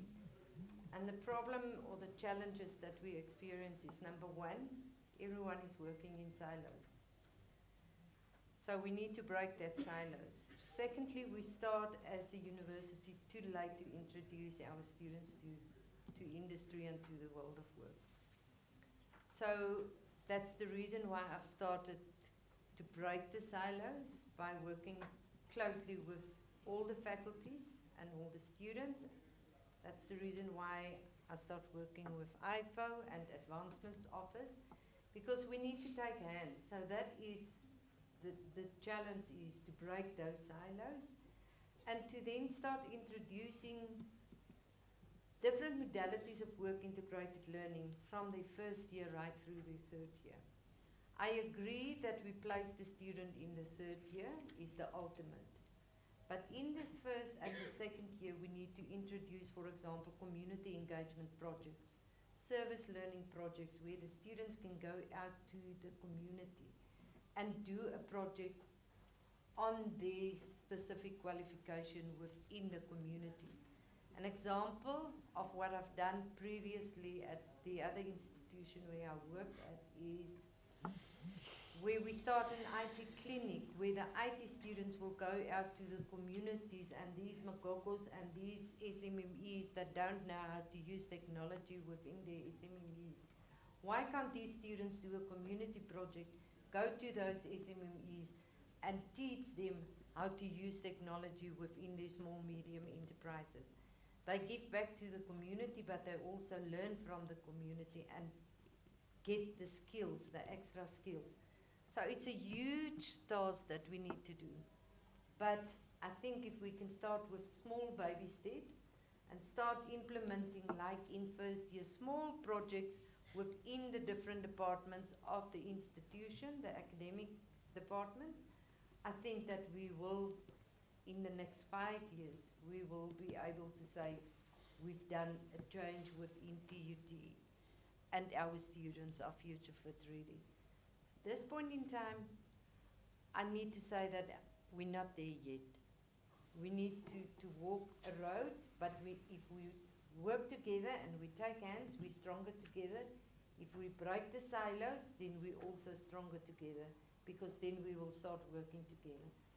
And it's also time that the students are getting involved in their qualification. Take ownership of your qualification. If you are in the IT, if you are in built environment, start getting involved in your community. Start doing volunteer work. Start coming to the academic professor or doctor who's standing in front of your class and challenge them of what is expected. That's my 2 cents. Thank you. Okay. Not sure if the mic should come.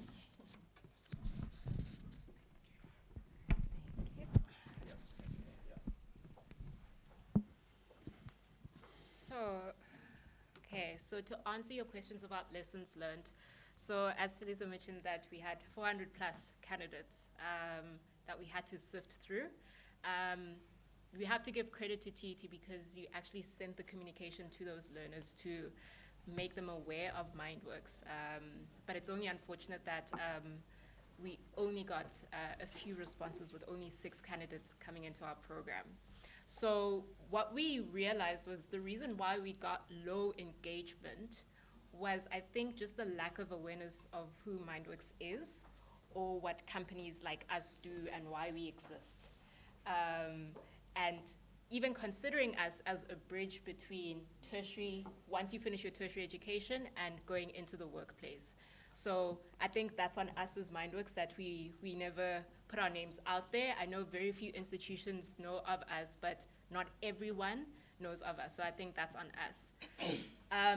Another reason I think we had a low enrollment was the fact that we have a pre-training, pre-assessment training, pre-training assessment that we do. So we usually assess potential candidates on numeracy, literacy, cognitive abilities, problem solving, technical skills and knowledge. Our testers is not one of the easiest that are out there, but we want to sift out essentially the high performing or high potential candidates. And whether it's because learners were not used to pre-assessments or assessments of those kinds, that could be a factor. But or maybe it was a bit too challenging. We saw that as a bit of a cause for concern. TUT is not the only, I guess, client that we sort of dealt with in terms of experiencing this, but it is all around with so many of our prospective candidates.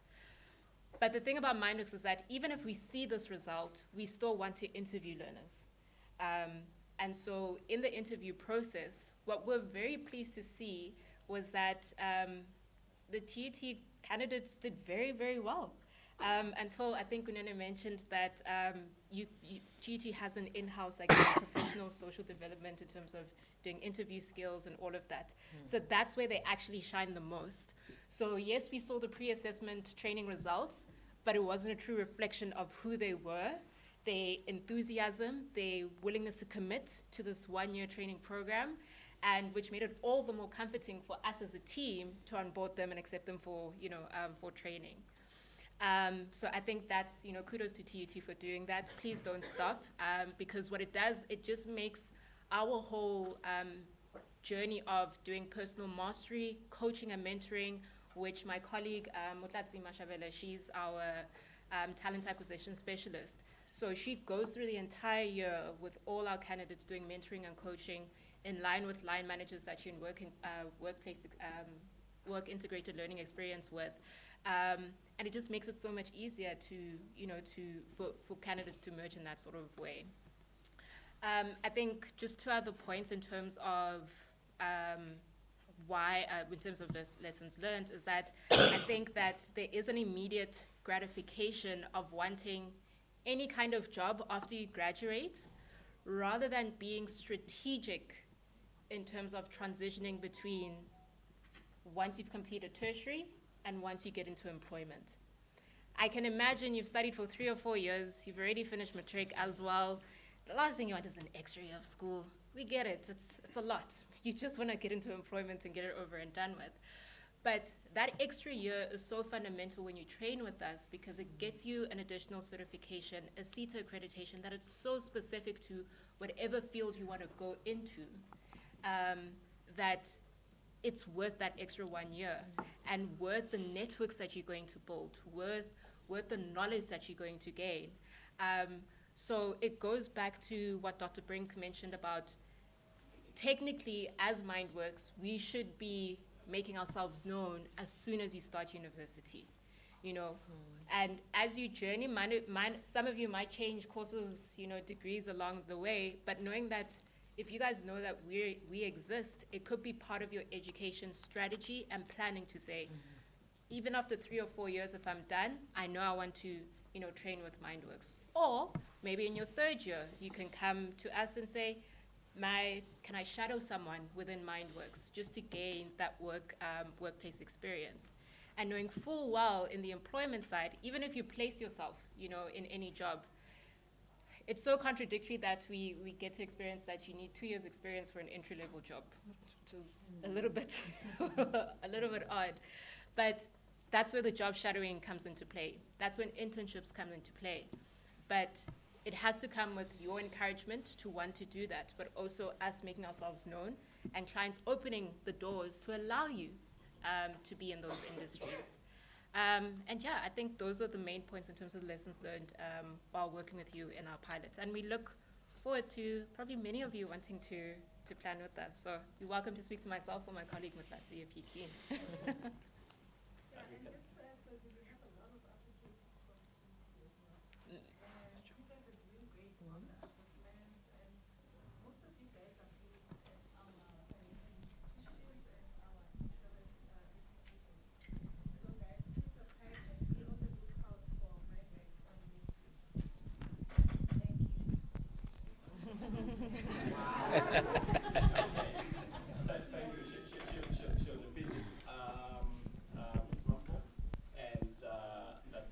Let's try to keep it shorter, so that the next session we don't chow too much time. Okay. Thank you.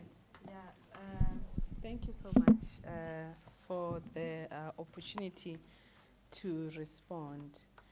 And I think you've raised a very important point because lately what we have been asked as government is that we are very good with doing the research, developing policies, but when it comes to implementation, we really are not doing anything. So from our side, as far as unemployed graduate is concerned, we know that we have been releasing or producing the research around understanding who the people who are not in employment, education and training are. But that information goes as far as just indicating that they are around 3.5 million. We don't know who they are. We don't know their aspirations. We don't know what they want to do with their lives. We don't know whether they have experience or completed their studies and so forth.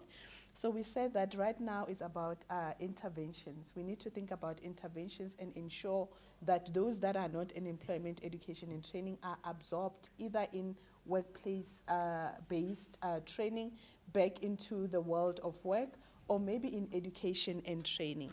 So what we have done, because most of our research relies on the information that we get from Statistics South Africa, and it's a survey. We don't have their unit level record data. We don't know their names, their ID numbers, their cell phone numbers if we want to engage directly with them. So we looked within government to identify what are the databases that will allow us to get access to these people who are not in employment, education and training.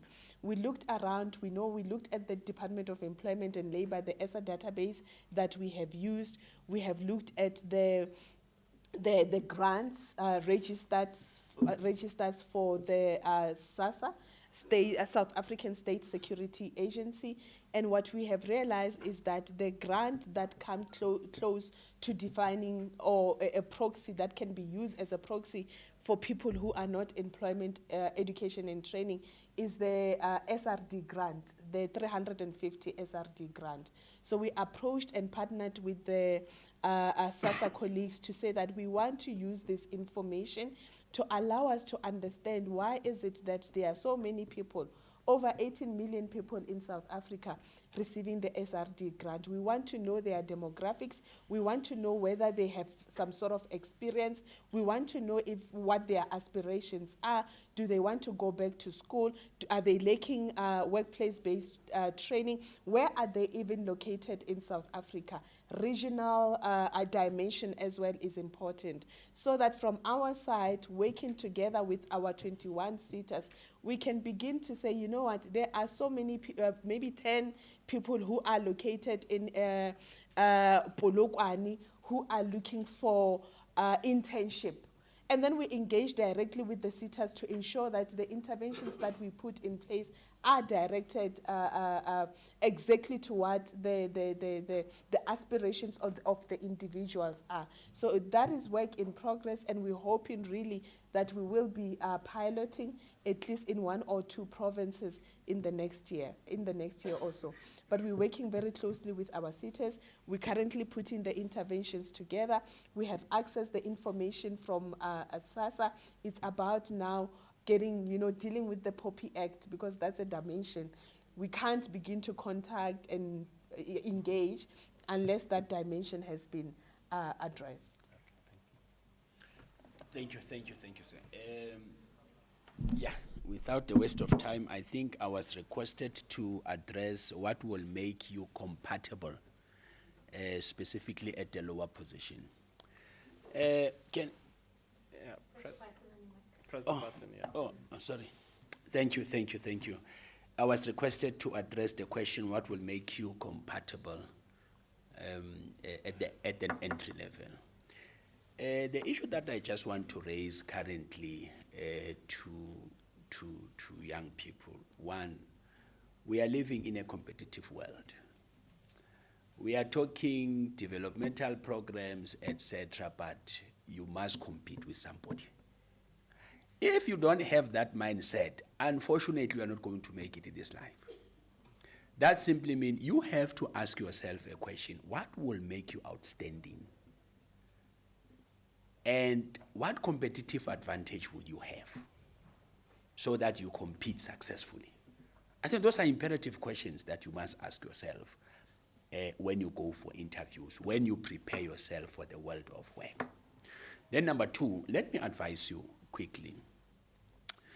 If you want to take a certificate as an add-on advantage, you must also study the occupation that you want in terms of competencies. Remember, there's a difference between a knowledge and competency. The world of work is focusing on the competency. Competency is the ability to do something. Your qualification says you are knowledgeable in this area. Those are different things. Now, in the world of work, we are addressing the ability to do something. When you do an add-on training or any developmental course, when you study the occupation, you need to know in terms of the occupations, at what competency level is it pitched? We have the basic, we have intermediate, we have advanced, we have expert level.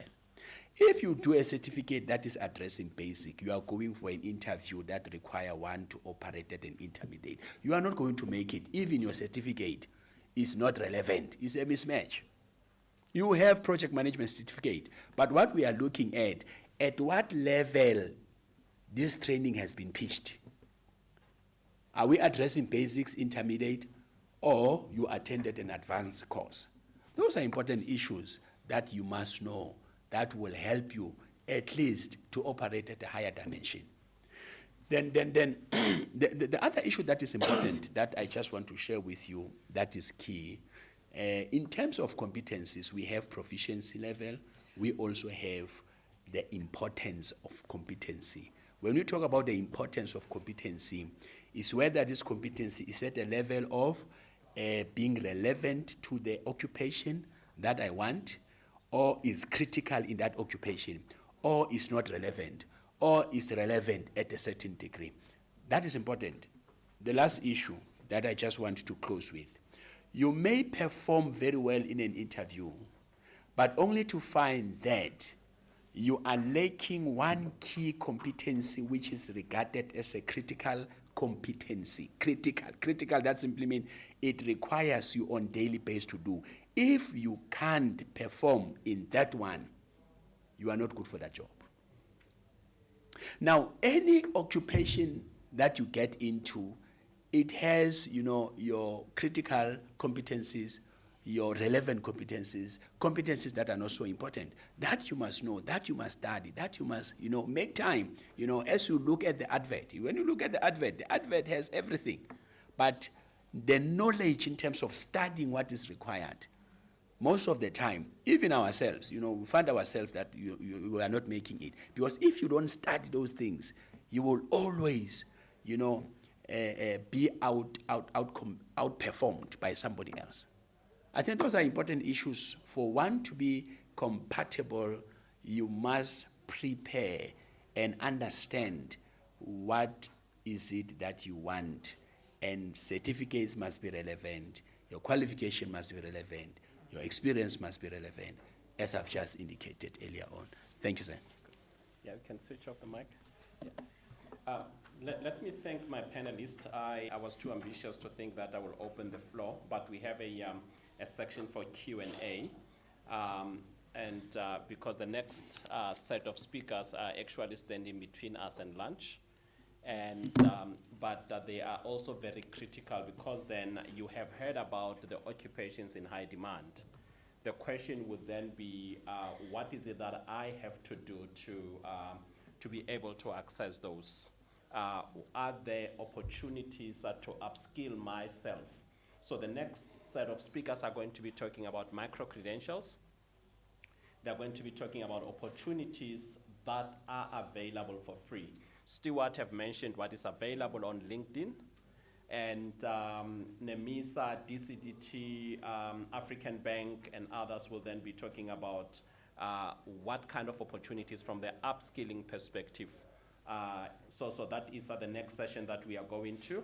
And let me thank my panelists and release them. But they're going to be here because they'll have to answer questions.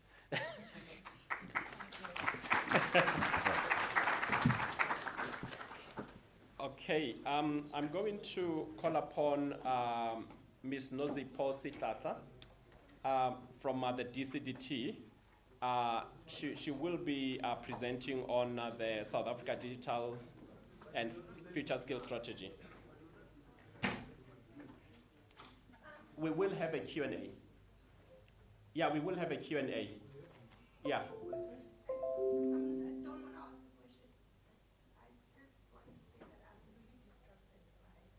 My fellow comrades at the back, I'm sorry.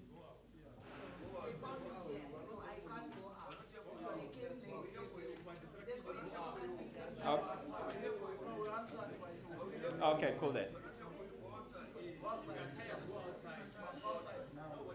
Okay, comrades, I think. Okay, let's calm down and. But let's go through the sessions and let's listen. Thank you so much, Ms. Nozipho. Thank you so much, Chairperson, and good afternoon. I am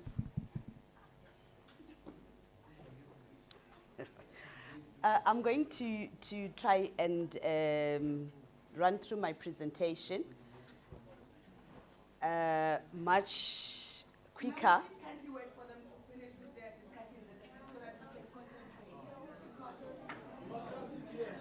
You know what? Could you kindly come and sit here? Yes. So Chairperson, should I continue? Continue, ne? All right. So my name is Nozipho Sihlahla, as introduced. I work for the Department of Communications and Digital Technologies. And I will be taking you through the Digital and Future Skills Strategy and Program, which is one of the interventions that government has put in place to address, a number of things that have been spoken about by the previous speakers. I am so grateful to be here, Chairperson. Thank you for offering us the opportunity to make this presentation. And so far, I have personally learned a lot, from all the speakers that have spoken before. And I hope, as young graduates or upcoming graduates, you also have learned a lot from this. And I hope you will be able to get some information also from my presentation. And I've also realized from the previous speakers again that the challenges that we are dealing with as South Africa are really, there is a full comprehension of the global problem statement in the country. And therefore, I will not go through, the problem statement that I have outlined. I think it is similar and aligned to the number of problem statements that have been outlined by the previous speakers. But safe to say that, the economic context as well as the socio-economic context are the fundamental pillars that are driving the interventions that we are doing, both, as government, but I believe that even as private sector as well as civil society. And in this case, the issues of, and just to mention them in this slide, the issues of multidimensional poverty, mismatch, rapid technological changes that we are experiencing, as well as lifelong learning, just to mention but a few. So all these things, they are challenges that we all have to grapple with, including yourselves, as you continue with your studies. I believe that it is fundamental that you understand that South Africa, perhaps not only South Africa, but in the world, there are many countries that are grappling with these problem statements. And therefore, when you approach your learning, when you approach, your capacitation and knowledge acquisition, you need to know that these are the challenges that I am dealing with. Having said that, in responding, therefore, to the growing need of digital skills, which has also been alluded to by both, LinkedIn, by Dr. Brink or Professor Brink, but, by a number of speakers that were speaking here, by the Department of Higher Education and Training, that there is a growing need for digital skills in the country. And therefore, we do have what is called the Digital and Future Skills Strategy, which I am going to challenge you to go to the website and just Google Digital and Future Skills Strategy and Implementation Program, and it's going to pop up. And it's what we will be sharing with you today to just indicate to you, what are the key interventions that government is putting out there, and what are the things that we are also, as the department, doing in that regard. So the strategy, as I said, released in 2020, really looked into 8 amongst many things that could be done, but identified 8 key pillars or levers that we can lean on in developing digital skills capable society. And then, as I said, followed by the implementation program. And what is in this strategy? The key vision in the strategy is for the whole society to become digitally adaptive. Just like most of you here, you are digitally adaptive. But the most important element is making sure that you are adaptive. Adapting digitally requires us also to, adopting, embracing it requires us to also be able to adapt so that we are not left behind. So the very important part of the vision of digital, digitally competent, future-ready, citizen is that you are not left behind in terms of the developments that are happening in the country. And what are the key things that the strategy purports thereof is the issue of agility. I think we have also heard about that, to say in today's way of loan age acquisition, knowledge acquisitioning and learning, becoming an agile learner becomes very important. That's why Nemisa, that will be talking to us after my presentation, will be talking about issues of micro-credentialing. It is an agile way of learning, wherein you do not necessarily need to wait for so many, years to be able to acquire a particular skill. So whilst you are studying for your degree, for your diploma here, you can actually still acquire certain badges, which Nemisa is going to be talking about. And that is what we call agile way of learning. Critical thinking, creativity and problem solving. And these, you will see that they have been spoken about by LinkedIn.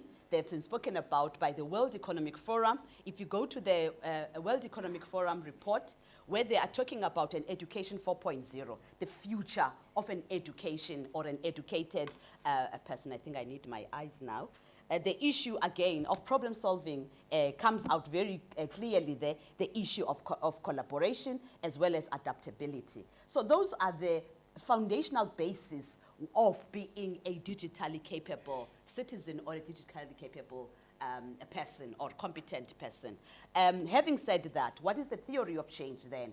What are the key things that we need to look into, for us to be approaching a digitally competent student, for example? The theory of change says that the traditional way of learning needs to be complemented, needs to be reviewed, needs to be looked into, wherein art, entrepreneurship and innovation becomes part of learning, of digital learning, become part of digital learning. And you see the competencies there, or the areas of competency that go with each area. I wish I had a pointer. The teacher in me always wants to go to the board. So if you look at, is this my right or my left? But if you look on this side, it is my right where I'm standing. Where you see the axis on art and entrepreneurship, it gives you an indication of competencies that are required if somebody were to focus on that area, and we make sure that we include those. I'm just going to mention one, the issue of digital languages. Languages becomes very critical element of developing a digitally capable somebody. The issues of entrepreneurship, Dr. Brink spoke about it to say, as much as we are studying to be employed, we also need to look into the issue of promoting more digital entrepreneurship in the way we do our learning. And I'm going to skip the others, but just to mention the axis, the issues of data science, analytics, as well as artificial intelligence. They have been mentioned. Internet of Things, cloud and networking engineering, as well as material science and additive manufacturing. And I'm tempted, to say, I'm sure all of us have realized that 3D, for example, is one of the critical competencies that are required by somebody who wants to venture into digital entrepreneurship. So the theory of change says, perhaps even from foundational level, we need to introduce these elements one by one, so that by the time a learner or a person gets to where we are today, or becomes, a digitally competent citizen, they have acquired those competencies throughout the value chain, or throughout the study value chain. And this is just to share, and I think it reiterates a number of things that have been alluded to before, to say the digital economy in South Africa requires these types of skills. And I wouldn't waste time. I was told by the chairperson that we are standing between your lunch and you being free from here. But just to say, this is coming up now and again as more analysis is being done and research is being conducted. But then, what is the strategy saying? What is it that the digital and future skills strategy and the program says needs to be done? As I said, it says we need to start at foundation. So we are talking about a digital and future skills foundation, which is talking about the learner from the time they enter the school education system. So at that layer, government has taken deliberate interventions to look into the issues of curriculum innovation. You will know now that as early as grade 1, the issues of robotics and coding are being included as part of our curriculum. And the Department of Basic Education is working around the clock to make sure that digital learning as well as digital pedagogical knowledge is part of the integral part of our curriculum. And then there is also the issue of the infrastructure. I cannot overemphasize this coming from the Department of Communications and Digital Technologies to say that the infrastructure becomes the cornerstone of building a digitally capable state. And there at the bottom there, I don't know if, oh, it's not. It does, thank you. At the bottom there, it then gives you what are the key areas that need to be focused on. I have spoken about the issue of digital curriculum and ECD, training of professionals in the education system, including, you know, your teachers. But more importantly, what we are working on, and NEMISA has already to work on that, on zero rating, you know, the learning platforms. Because it's not gonna help if we continue to talk about digital infrastructure and people learning online, and yet, and I don't want you to raise it as a question to me, the issue of data, but we continue to experience inability to access, you know, so the issues of learning platforms being zero rated is one of the things as we continue to engage with the various stakeholders to make sure that it is made possible. Moving forward, the strategy then talks about the intermediate and advanced digital and future skills. In other words, it's talking to the level where we are today, where you are now at a, or in a educational institution or knowledge acquisition institution, and you are already here. What are the things that the institution TUT needs to do? And it comforts me from the presentations that have been made by the university to hear the number of things that are already in place. But to emphasize that we would like to see graduates coming out of the tertiary institutions, if I may use that term, who are digital, who have digital skills-oriented qualifications, as well as ability to do digital businesses. And why is this important? Again, it goes back to what we're talking about to say, if what we introduce, what to address the global challenges of, for example, mismatch or unemployment, there is a need for us at this level to talk about the issues of startups as well as digital businesses. Again, it comes up again the issue of a higher education system using platforms for advanced digital development.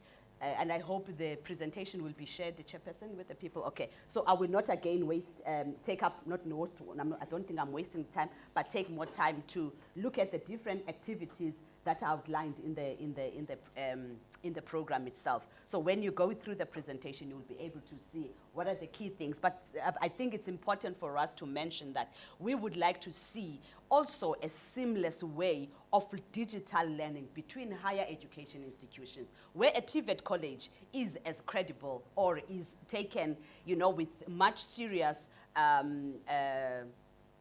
acknowledgement, you know, as you would with a university of technology for that matter, or a university. And we have got partnerships around. I see one of the partners that we have are working with the department to make sure that our TVET colleges are also taken on board insofar as digital transformation is concerned.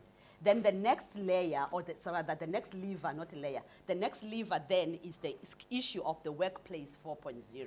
That is skills for industry and the world of work, which is what the chairperson, when he opened, he was talking about a future ready or a future ready worker. You know, I just forgot now the way he coined it. But this is talking about as you move into the workplace, what are the key things that you need to be looking into? But also, as you are already in the workplace, somebody was talking about being, what was the word that you used? Compatible, yes. Being compatible. You know, when you are already in the workplace, and the pandemic taught us to say, you do not relax and assume that I have landed a permanent contract where I am. Things change.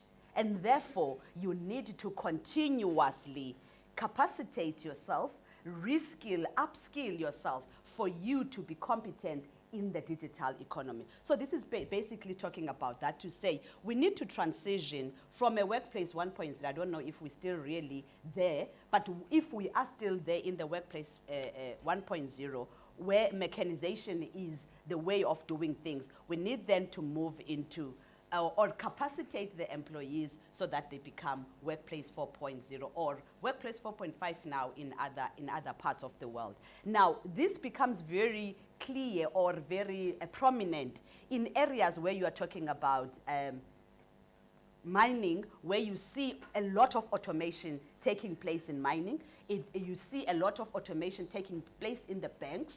You know, so the workplace, the future of work now is really changing from what used to be. And therefore the strategy then says, we need then to look into issues of opportunity zones and digital skills centers, whereby people that are already in the workplace, you know, get re-engineered, if I may use that term. But those that are entering the workspace are able then to, you know, be immersed and capacitated in a way that will make them relevant for the areas that they are getting into. Issues of implementation of digital skills development. I know that, for example, I work for government, so I know that in government now, it is compulsory for employees to take certain courses that make them to be digitally competitive, because the strategy says we need to have a digital government. So if we are to be a digital government, then there is a need for us to also, you know, have those skills. But I want to believe that in most organizations, that is also a requirement. And moving fast, we are also looking into a society 4.0, where young people not in employment, education, and training need to access digital skills development and also opportunities into the labor market. As I said, this is one of the big problems, and I think many speakers before me have alluded to this, and that is why the department has taken a conscious decision to include it in the digital skills development interventions that we have. So the number of interventions that we work with the different stakeholders, the activities that we do, we target the young people not in employment, education, and you know, try to mainstream them or direct them into, you know, areas where, you know, we promote, as I said, digital entrepreneurship as one of the areas, but also bringing awareness and education around accessing, you know, employment, labor market opportunities, even beyond the confines of your environment. For example, if we go and speak to young people in various parts of the country, in provinces, in local municipalities and district municipalities, we bring that element to say, you are not necessarily confined to work in the district municipality that you are in. Whilst you are here, you can be able to access opportunities outside where you are. And then the last element of the strategy is talking now about an entire society, a digital society. So those are the 8 elements that you will find in the strategy, and the interventions that we are doing are outlined in the program, and we do a number of interventions working with various stakeholders, various partners. The strategy, I must say, it is not a strategy to be implemented by the Department of not education, Mampo. The Department of Communications only. It is a strategy of the country, and that is why you find that we have got a number of partnerships and organizations that are doing this. For example, you heard what MindWorks is doing. MindWorks is doing what they are doing, but what they are doing is already in the strategy, because it's what needs to happen to make sure that we capacitate as many people as possible in South Africa. So if you are here today and you are studying whatever qualification that you're studying, and you have not started to put in any digitally oriented courses or modules, which I doubt, because I know TUT is future, is preparing future ready students or workers. So if you are here and you have not yet started to do that, I would like to encourage you to say, please make sure that you start. You do not want to live here at the university and you have not acquired the skills that are required. NEMISA does offer the short courses on data, data analysis. They do offer short courses, short learning programs. So whilst you are studying, please also acquire some of the knowledge that you would require as you move, to the working world. And there is my name. Okay, my email address is typed incorrectly there. And I think I'll stop there, Chairperson, in the interest of time. Thank you so much. Thank you so much. We are going to ask NEMISA. How do I We're going to ask NEMISA to come through. I know that Kifilwe is standing in for Mr. Trevor.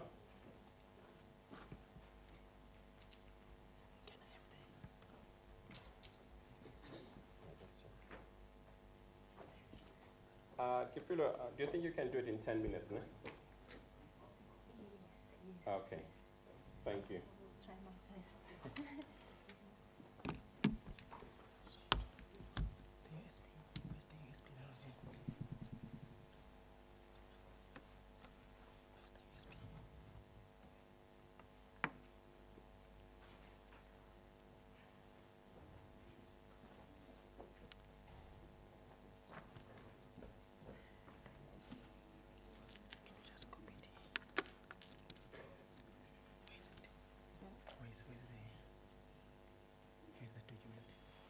Between I could open.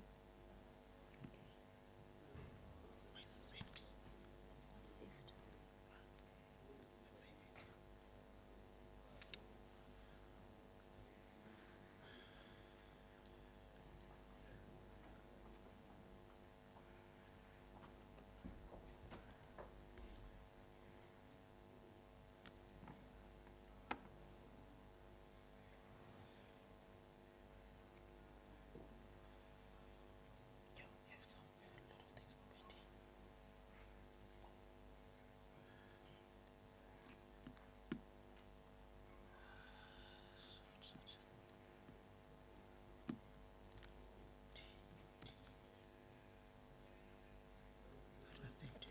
Let's save it. Eh?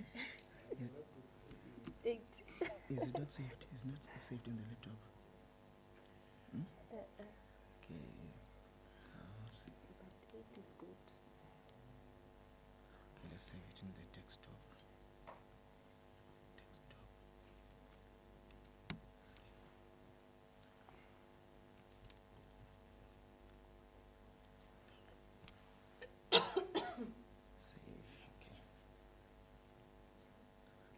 Save on your laptop. How do you save on this laptop? Okay, copy.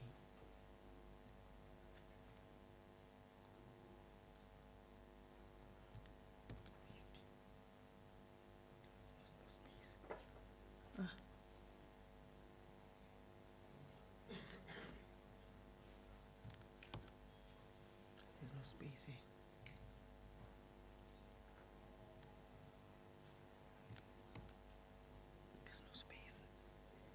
There's no space. There's no space in slide. Presentation, yeah, we can skip some of the slides. I'm trying to save it here and put it here. No, it's not in the stick. It's not in the stick. Oh, we can use HDMI. Can you use HDMI? How can you say I'm trying to. space? Yeah, can you use take HDMI out? Yeah.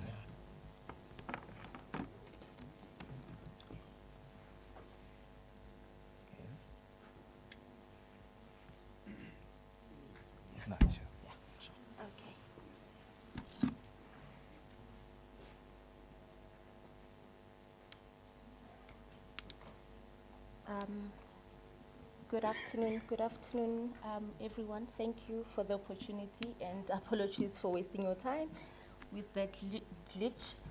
Thank you, Program Director. Thank you, TUT, for this opportunity to give a little bit background about NEMISA and its programs. So as indicated earlier on by Nozipho, NEMISA is a public entity of Department of Digital Technologies and Communications. So we are a 3A public entity.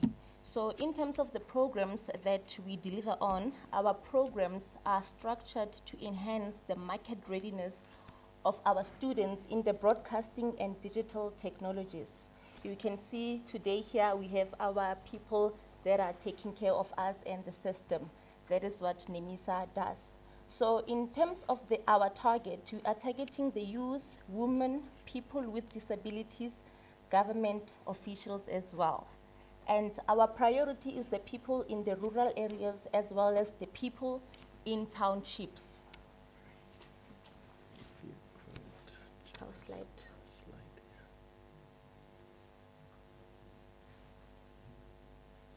Oh.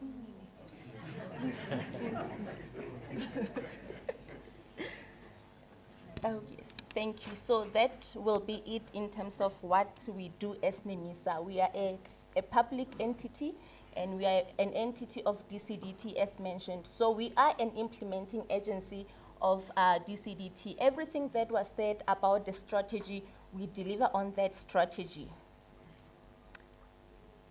Then in terms of our strategic focus area, NEMISA's impact statement is to have accelerated use of digital technologies to improve quality of life of our people. We know how technology is influencing our daily lives in how we work, we play, and connect with people. Hence, we want to see people using technologies more often to improve their lives and to participate in the digital economy. Then our vision as NEMISA is to have a digitally transformed society. In terms of the values that we have at NEMISA, we have the 5 values: agility, collaboration, integrity, professionalism, and commitment to excellence. We are saying that flexibility is a principle that we need as an entity to adapt to the changes that are happening in the digital space. And we are saying that in terms of collaboration, we cannot do it alone. We need other partners to leverage on each other's strengths. Then, in terms of our focus areas, we've got about 7 focus areas as NEMISA. We've got human capital, advancing NEMISA as an institute, organizational change, partnerships, to name a few. We are saying that for NEMISA to deliver on its mandate, we need to upskill our people, we need to fill vacant positions, we also need partnerships, as I have mentioned earlier. I will not bore you because these are more internal issues of what NEMISA needs to do to position itself to deliver on its mandate.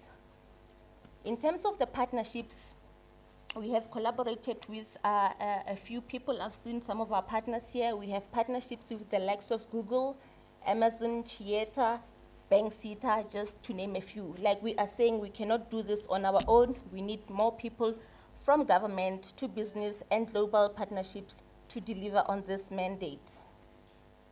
Then in terms of the digital programs that we deliver on at NEMISA, we have 4 categories to name a few. We have digital literacy, we have emerging technology, we have technical skills, and the creative media side of it. Digital literacy courses are mainly about how introduction to digital literacy using a mobile device, how do you create an email, and just to name a few. We then have emerging technologies, and with these courses, we've partnered with the likes of Coursera, Amazon, to deliver on this one. This is where NEMISA focuses on, in the fields of, this is where NEMISA focuses on the several emerging technology fields and host courses in artificial intelligence, data science, cybersecurity, cloud computing, and coding. I'm just naming a few. Then in terms of the technical skills, this is where we are aiming to equip our people with the skills to be able to perform their own rollout and maintenance of technical areas. In this one, we are focusing on the likes of cell phone repairs and broadband installation. Then, in terms of the creative media courses, we offer a range of creative media courses to suit the various needs, from the casual blogger to an accredited multimedia diplomas. Just the courses that we do in terms of the creative media leg of our training programs, we've got 2D and 3D animation training, where a person can become an animator. We've got film and television production operations. We've got radio productions and graphic design. These courses, they take longer, from 12 to 18 months, and then we offer accredited certificates in these areas. So what are the career opportunities in line with the certificates that I have mentioned? You can be an animator, a background designer, script writer, illustrator, storyboard artist, digital painter, and the rest we will share the presentation. You will have a look at them. Then how do we deliver on these training programs that I have mentioned? We've got 3 delivery models. We do online. With online, we have a learning management system. We've got the NEMISA OTT platform. We've got Microsoft courses as well as Coursera. We also do this in a blended manner through our OTT platform, where we've got live classes.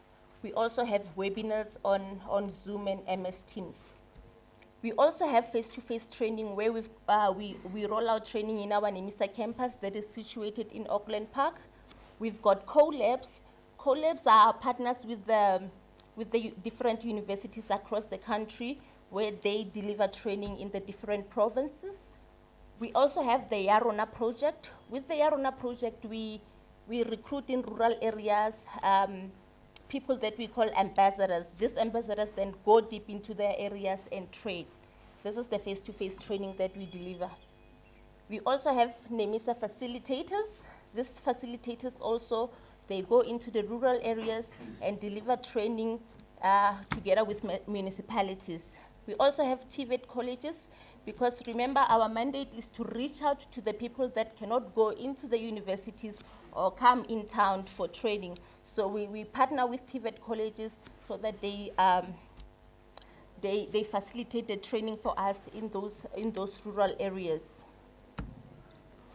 Then in terms of the next slide, we've got a quote here from the World Economic Forum. It says that AI as a driving force for the economy and society, open bracket. We do not believe that AI is going to cause an employment apocalypse. Although it is true that millions of jobs are going to be lost and millions of jobs are going to be created, the augmentation side is the transformation side. For this reason, reskilling, upskilling, and lifelong learning would be crucial, close bracket. This is a quote by Gilbert Fosun. Then, in terms of the trends, we've got trends here as part of the research performed by Coursera. We see the trends in the emerging digital technologies. As I mentioned earlier, we're working closely with Coursera to align to the international standards for our training. So the trends are that in the emerging digital technology space, big data comes out, artificial intelligence comes out, cloud computing, application web development, emerging technologies, as well as the human skills part of it. It was mentioned earlier on about how critical thinking is a key to be competent in this industry. So those are the trends that are coming out of the research conducted by Coursera.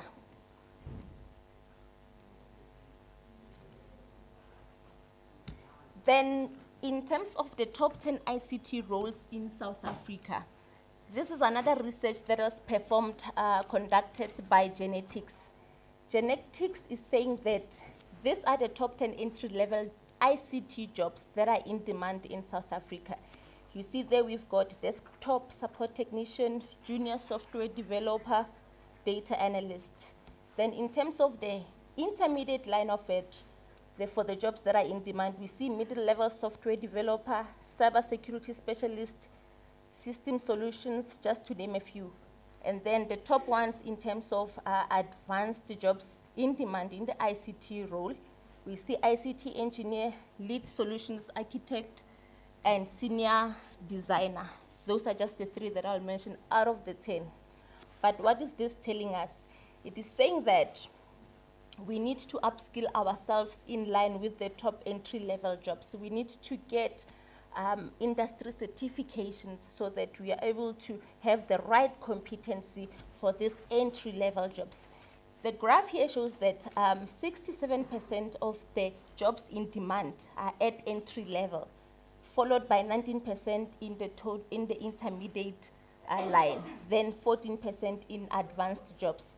It means then there is a demand in the entry-level jobs. As we can see, 67 is a lot.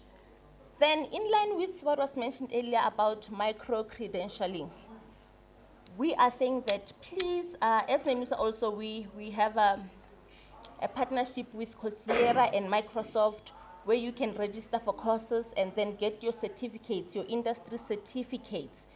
We see that Microsoft has issued about 52% of industry certificates. People are going into this, are taking these courses, short courses, they are learning, and then they are getting jobs. It is followed by Amazon with 39% and Google. So I would just want to encourage you as graduate and upcoming graduates to look into these courses, short courses. They are making a difference. People are getting industry certification. So you can link through these short courses, Microsoft short courses through NEMISA as well, and upskill yourself. Thank you.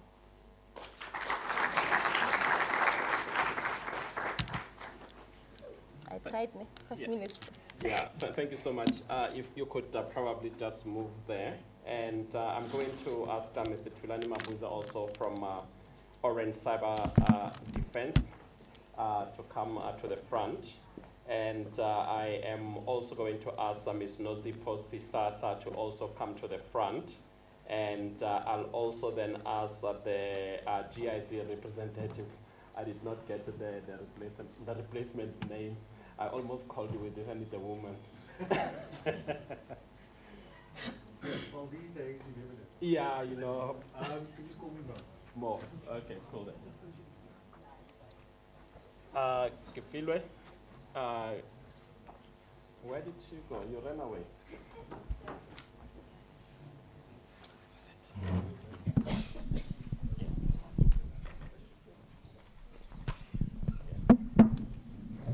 Colleagues, we're going to try and make this a panel short, and then we will then open so that there are questions.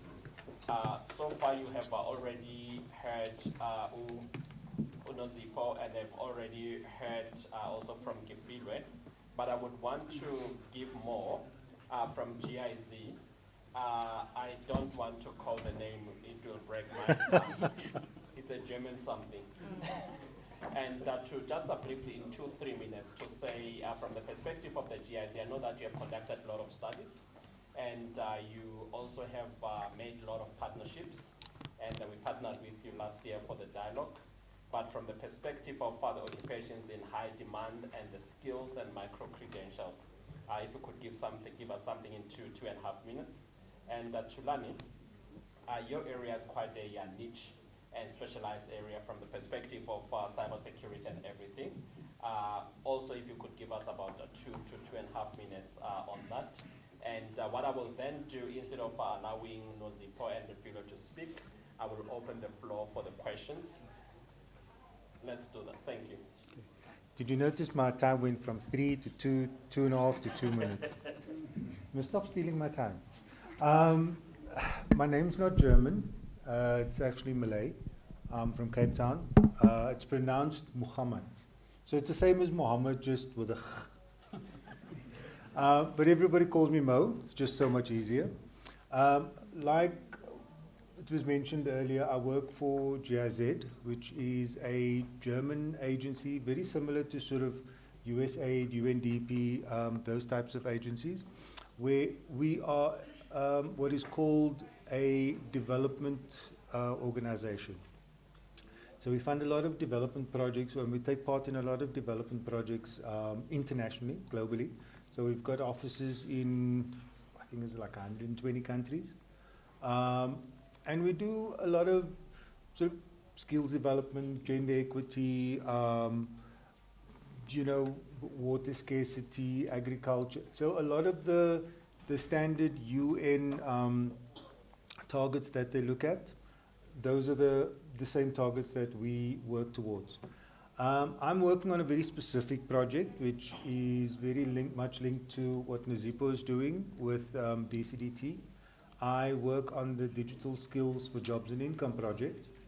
And the overarching objective of that project is to assist people in South Africa to become more employable through the through digital skills, right?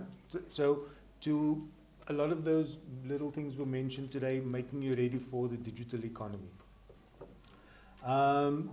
Just to mention some of the sort of interventions.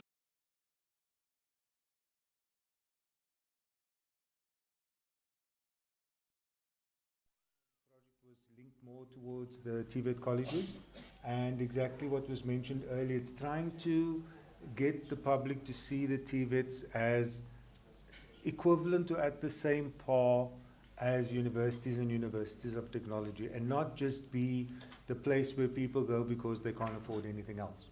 You know, we want to improve the quality. We want to improve what they do, how they do their work. We've also done, like Chair mentioned, we've made a couple of partnerships with, for example, TUT. I think we are working with the Future of Work here as well. We've partnered with, or we facilitated the DHET's partnership with the Senegalese TVET Ministry. There's going to be a sort of a knowledge exchange there as well as some of the TVETs in Brazil. That's also coming up. We've done some mentorship for our female students, because our project is very much aligned to empowering women. And then also we worked with some digital, cybersecurity for people with disabilities. Just so you can see that our project is really trying to look at diversity, equity, and inclusion. Thanks a bunch. Over to you. Okay, good afternoon, everyone. I'm Tulani. I represent Orange Cyber Defense, so I head up the technical consultancy team within Orange Cyber Defense. So our core business, mainly ethical hacking, but we also look into other areas within the cybersecurity space. That could be vulnerability management, it could be, you know, additional monitoring services. So we're speaking your XDR, EDR, etc. So what I'm hoping to do today is to, you know, spark a light in you, to pursue something different, something that you know, you would enjoy on a daily basis, because the cybersecurity space, with the evolving technology, it continues to get interesting. And when I say interesting, you get the joy from doing your day-to-day, which ends up feeling like it's just a hobby, rather than doing, you know, actual work. And this is not necessarily limited to, you know, our national borders. This expands globally. So what I'm hoping to do with the 2 minutes that I have, I wish I had longer. I have 2 minutes to spark that light in you. I'm going to say there were stats that were presented here today in terms of the shortage that we have in cybersecurity professionals. We know it's not necessarily a local challenge. I wanted to use the word pandemic, but I didn't want to traumatize you. You heard that a lot in the past 3 years. It's a global challenge. And we continue to seek more and more individuals who are interested to join this field. But we know that there is a gap in terms of people being knowledgeable about it, knowing how to get into the industry, and, you know, how to then pivot if you're already doing something else. So I would love to say, for those who are already pursuing IT degrees or IT diplomas, you're already on the right path. Find what makes you tick. There nothing that will bring you more joy than doing something that you enjoy on a daily basis. I love breaking things, glasses perhaps, but I also love breaking into systems. That is what got me into cybersecurity. I didn't initially start in cybersecurity. You'd be surprised if I told you that I started in maritime studies, where I sailed. I was at sea, and I was like, this is not for me. This is too niche, it's too structured. I want something that will help me become more creative and become more impactful. So we have a motto at Orange Cyber Defense, which we say we help to build a safer digital society. So there is an impact overall, not just locally, but to the world. So in South Africa, we have that shortage of skills, and I would like to highlight on a few key things that I think can help you to get your foot into the door. One, passion.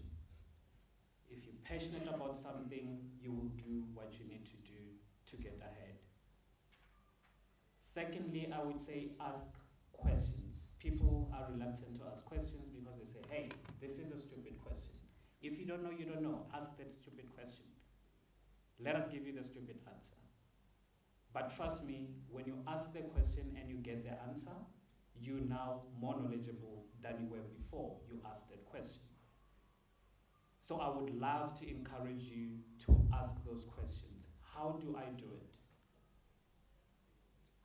You will get the relevant answers.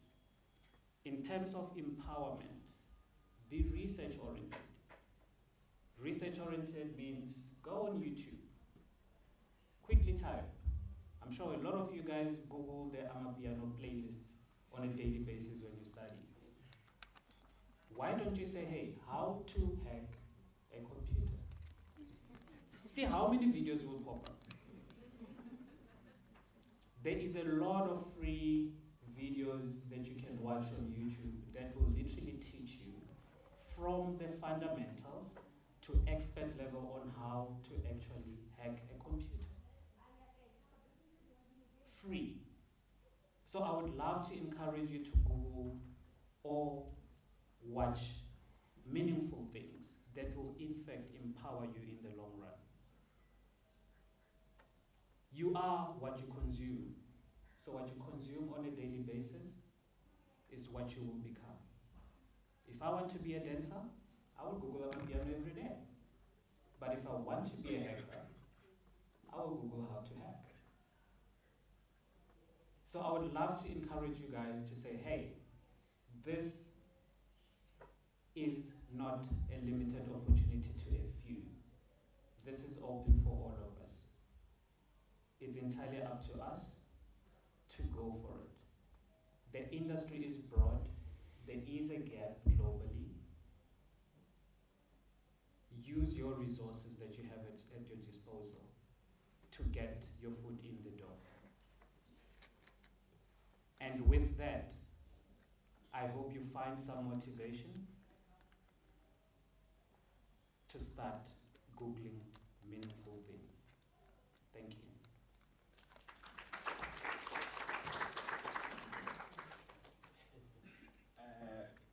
You don't encourage the students to hack. We just have a bad experience. So the keyword was ethical. Yeah, no. But thank you so much. I think we have listened to many speakers. I believe that we might probably be even having information overload. But I would want us to kind of like spend some time burping, you know. After you have eaten some culture, if you don't burp, you are not satisfied. And I would like you to ask questions. And so it's not only these colleagues in front that are going to answer. Remember, we still have Uno Maswazi, we still have DHET. Yeah, we still have DHET, we still have DPSA. So we still have almost everyone except LinkedIn. So I'm going to, I think we have some roving mics. We will take the first 4 questions, and then we'll take it from there. There's one there at the back.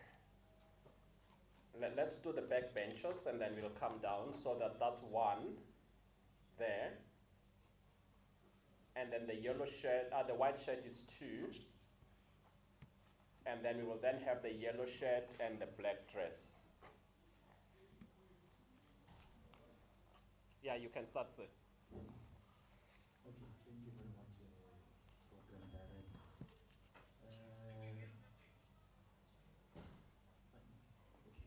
So, I don't know, I feel like maybe this session would have been sort of like more interactive, because the speakers who spoke, I don't see them anymore who spoke. They're still here. They're still here? Yeah. Okay. My first question will be directed to D-Head. I don't know, they're also here. So Yeah. I want to ask that, why does D-Head allow that in most of the universities, public universities, that there are certain programs or qualifications that are for white people only, or are dominated by white people in study? The second question would be that, why that when there is a competition of black and white people in a certain program, black people are failed irreparably so? Thank you very much. Okay, let's go to the lady in white.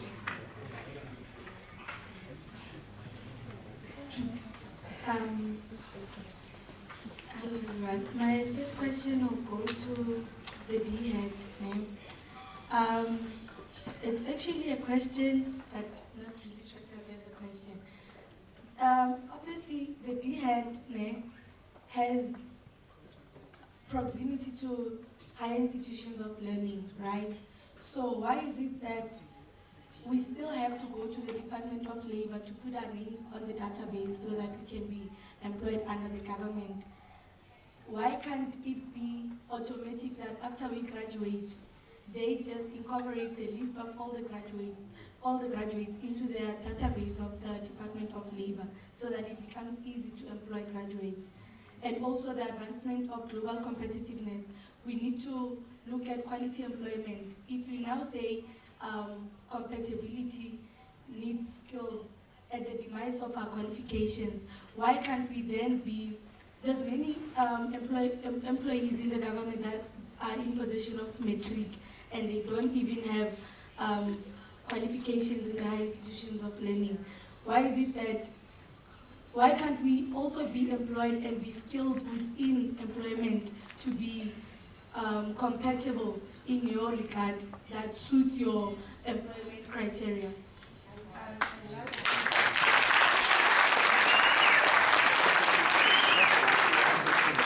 That's to my question. The NEMISA and the LinkedIn, you know, it assists unemployed graduates. Why is it that LinkedIn, to have access to advanced opportunities, you have to subscribe? With what are we going to pay the subscription? Can't it be that it's free and advanced to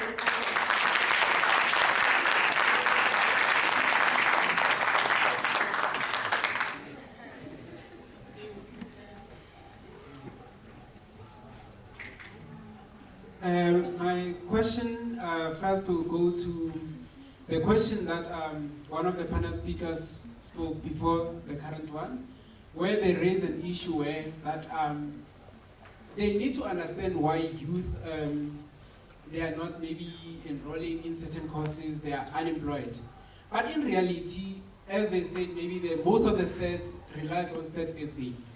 But if you look in university, where we know where the problem stems, where you'll find that certain courses are not funded, and there are bursaries, even though CETA is trying to cater for most courses. Majority of courses are not catered for. That's where the problem starts.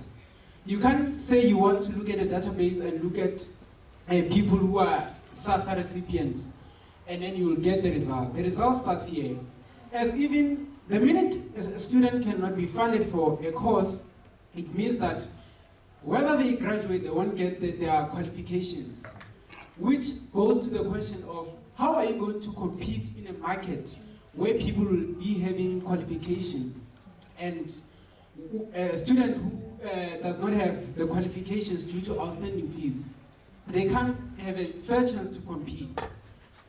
And the second question will go to the DPSA with regards to most of their posts that says are entry level, where you will find that students who maybe completed real in a certain field that exactly fit to the criteria of the job, and then to later on have maybe they will hire someone who does not even have a matric, but it was said someone with a qualification is at an advantage. It becomes confusing to a youth to say you need to meet a certain standard of criteria. But to even see how in our government you have people who don't have qualification be ministers of the same field that they are studying for.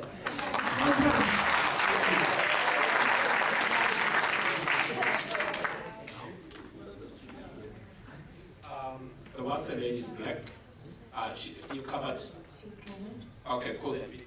Before I can give some people to answer, I think on the issue of about how does DHET allow whites-only programs, the colleagues from DHET I don't think will be able to answer that question, because I think it's basically a systemic issue which would require a different discussion. So I do understand, your observation, and within the context of occupations in high demand and the discussion today, personally I would want to have that discussion with you. But what I would recommend is that probably when we are having lunch, just probably because it might be a situation that they're not even aware of. So try to address that. And then there was an issue around the proximity with the database. There was one of the key problems, which once again I will also DHET would have. Actually, you mentioned the issue around POPI Act. For example, here in TUT, as I4, our responsibility is to liaise with the industry to look for opportunities. And sometimes the industry would then be saying, can you give us a database of students, the database with CVs. And the university offices will then tell us that there is a POPI Act. You cannot do that. You will then have to ask the student to do it. When we were working with MindWorks, we did ask the students to submit, and the response rate was very low. So you realize one of the key problems. Here we are as I4, we liaise with the industry. They will then be saying, can you give us 50 people? But the reality is that we will send it out. You will get emails. Recently it was with ICT. We needed about 30 graduates. And then we followed the process where the university would then send the information to the graduates so that they can respond. And I think, Dr. G, we only got about 15 out of that 30. It doesn't mean that we don't have more than graduates. We don't have more graduates in that aspect. So the issue around POPI Act, I think it's very critical.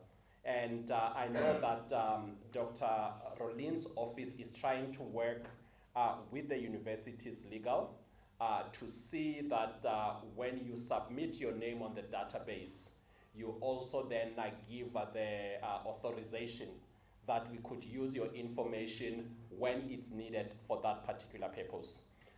So I wanted to address that, but I would want the colleagues, let's do this, DHET, try to address the issue around POPI Act and DPSA.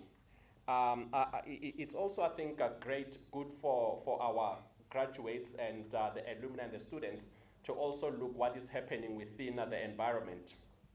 Recently, the government has passed a law that is basically saying that the issue around experience on the entry-level positions is being removed. Are you aware of that? Yeah, it's a law. So basically in government, when they are saying we want an administrative clerk, they cannot ask you for experience. And so the government is trying to lobby that also with the private sector. Okay, colleagues. Okay, thank you so much. You know, I love engaging with students because really where we're sitting, we will never get to understand some of the challenges that they are going through on a daily. So thank you so much for the questions posed to us. I think with regards to the first question, why are certain programs geared towards white-only students? Guys, is a democracy. And all of our public institutions, be it our universities and our TVET, our colleges, offer programs that anybody, regardless of age, gender, they can be able to apply and enroll at any of the programs that are offered at our universities. And the second question, which relates to why do they have to register, for example, the DEL database, and then why don't we just get the information there? Remember, some of these databases are designed for specific purposes. So once you want to use it for a different, although somehow related purpose, they might not meet the criteria that we are looking for. For example, the database that you referred to, which is the ESA database managed by the Department of Employment and Labor, it is self-reported, meaning that the student goes there, capture all their details and what so forth. When we engage, because that information, we also use it to inform the list of occupations in high demand.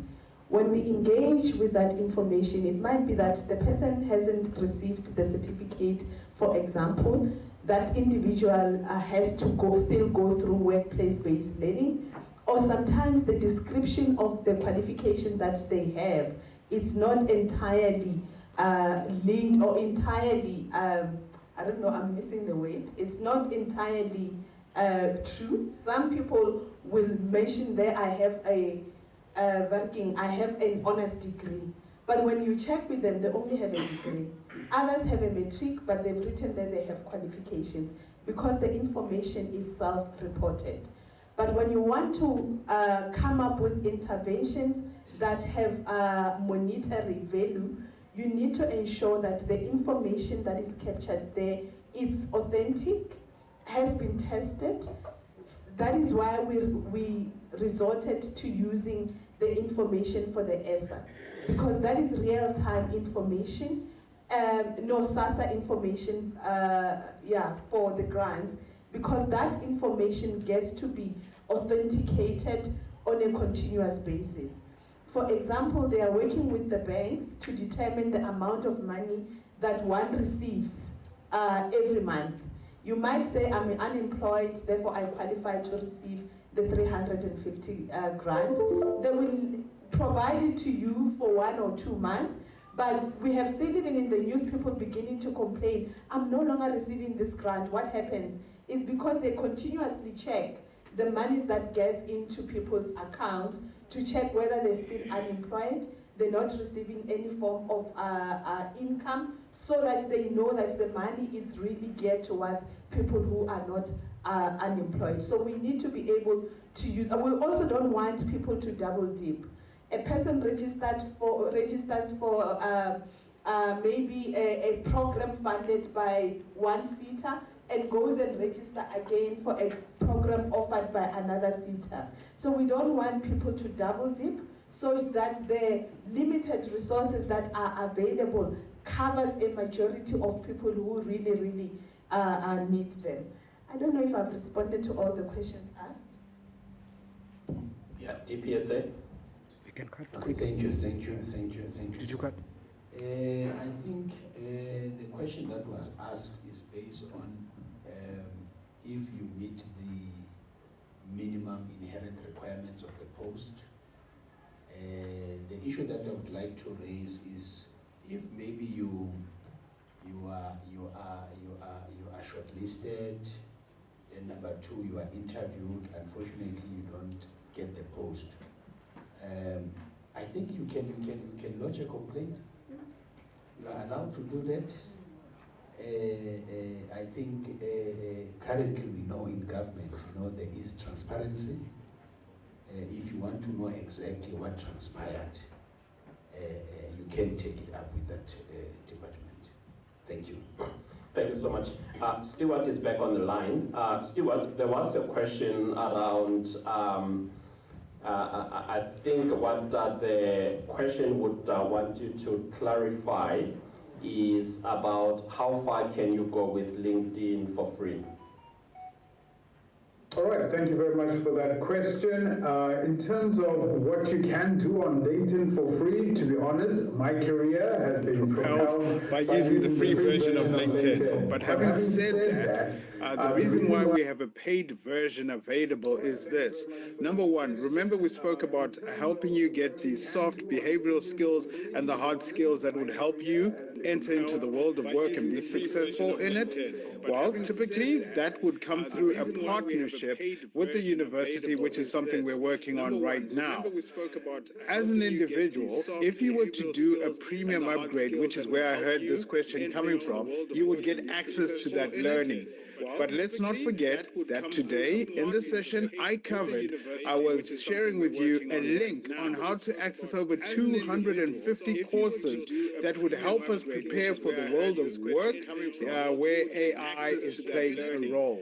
So there's a lot you can achieve with the free LinkedIn, but beyond the free one, if you were to go as an individual and do a premium upgrade, it'll give you access to courses, and more importantly, for those who are seeking jobs, you would get access to insights that would tell you that for this particular job, this is the number of people applied, this is the highest level of education.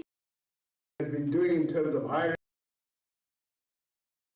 you as a young graduate decide on the organizations to apply for jobs or not to. But rest assured, we are partnering today with the university to try and make available to you two essential things. Number one, we want to give you the skills that the world of work requires.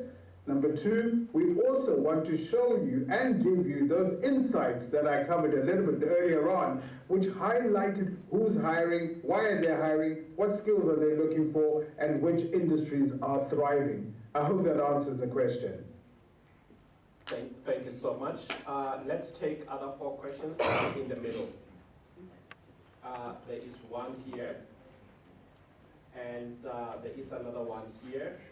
3, we'll take 4, and then we'll come to the bottom. Yeah.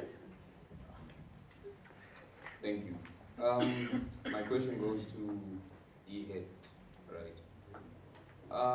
Stats were shown on the screen, and my question is, if we're all aware of what qualifications are not really needed and what qualifications don't give students jobs, why are you guys allowing these qualifications to be offered when you could be offering other qualifications or looking for other qualifications that could benefit students? Because at the end of the day, students will graduate, but because there's a surplus of employees under that specific department, they will not get jobs. So why are you allowing such qualifications to still be rendered or still be given to students when you could find other means or maybe get better qualifications that are more needed in this day and age? Thank you.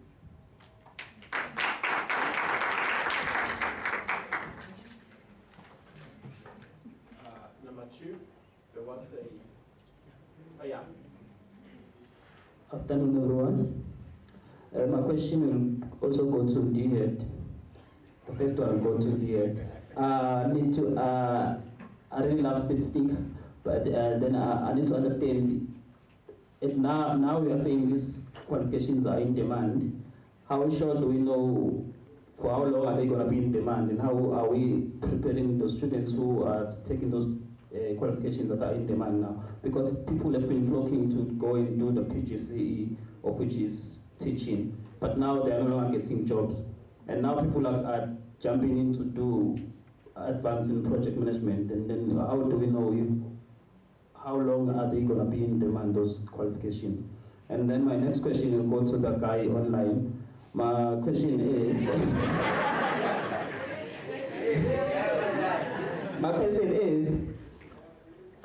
it's going back to what my sister had said. can you at least ask LinkedIn to be at least cheaper, because it is very expensive to have a premium account on LinkedIn. Then another question is, how long are those free courses gonna be? And are they available on a free account, or it must be a premium? Thank you. The third one, here. And then then we'll go there, and then we'll go there.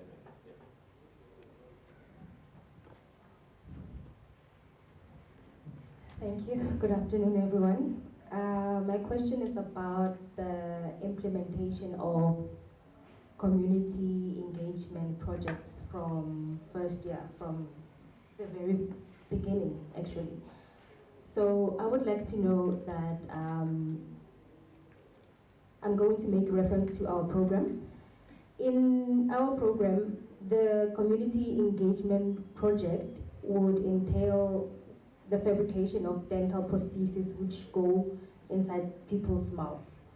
So if we then introduce these projects from first year and second year, with Will only being in the third year, how are we then able to better support our students from the junior level? And also what and how, basically how will the students be protected when something happens to them during their junior years, and also when something goes wrong, when they are busy with the projects out there? Because with Will, it's a different, it's totally different. They are protected, and we are aware of everything they're doing, but in their junior years, how do we also protect ourselves as academics? How do we protect them as well when we introduce these community projects to support them? Thank you. Okay, thank you. My question is that I want to understand on how to Mindworks and TPSA and CETA, how do they collaborate to help agricultural graduates to get employed, or some form of program that are available, because we are suffering as agricultural graduates. We are completing the qualifications, we are busy furthering our studies, but with no hope that we get employed in the future. How do you guys collaborate in order to assist us? Thank you so much. Before I give to TUT, one of the key objectives for the session today was let's highlight the occupations in high demand. And if you were here earlier, I said that the issue around occupations in high demand is as volatile as the rand in the stock, in the currency market, which basically means that today it's 18 rand, tomorrow it's 19 rand. And so one of the side advice I would give is that as somebody who is looking for potential employment, one would then need to be active within the space to understand, to look at to try and look at the trends and ask themselves, how do I actually change? The wave that is coming tomorrow is not the same wave that is here today. I'll make an example. A few years ago, I had a friend. He was a trainer at the gym, and he basically decided, I want to go into ICT. And he started taking short courses here. And today is basically running his own ICT company because he was deliberate in reskilling himself. So one of the key objectives, that's why we have then asked the likes of NEMISA to talk about micro-credentials. We are then saying there is an opportunity to upskill yourself. There is an opportunity to reinvent yourself. And so that's why we are giving the information. So when we are asking the question, you also then need to be looking at those objectives that we are actually having as I4. So I'm going to give DHET in terms of the questions that have been asked, and then I will then go to Stewart, Then on the implementation about the community engagement programs, unfortunately, Dr. Brink is not here. I think it's being driven from that side. And then MindWorks will then touch on the agriculture graduates. Dihet, the Robbie mic.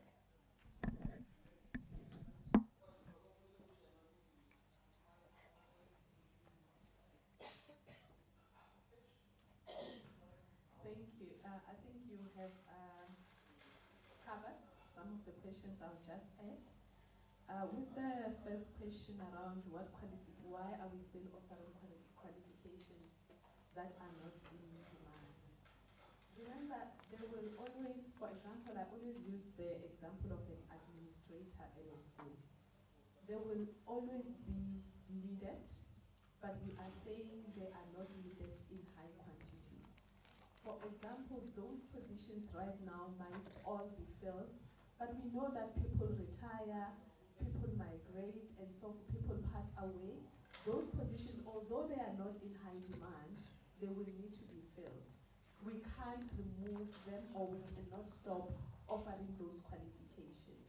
But for ensuring that our graduates are aware of what is really needed in the labor market, where there is opportunities for employment right now and in the next 2 years also, we need to provide signals in the form of the list of occupations in high demand so that our graduates and our learners can try and focus in those particular areas. And I also like this concept, you know, when we're engaging with policymakers, they always say that we don't need to actually just train for South African labor market. We also need to think about the opportunities that are available in other countries. We are living in a globalized world. So even when you're thinking about opportunities, employment opportunities, don't limit yourself just to South Africa. Think about the employment opportunities that you might get in other countries as well. And also I liked what you have provided, that you know it's the responsibility of a job seeker to actually understand what is really happening around them.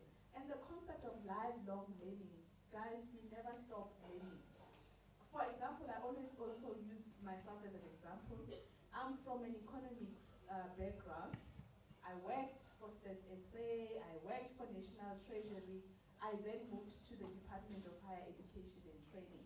So when you look at the focus areas for those 3 departments I've mentioned, for example, they don't necessarily, although they will need education, they will need economics and stats and working with numbers, you need to be able to understand the language that is spoken in education, for example. You need to understand the language that is happening, that is spoken at the National Treasury.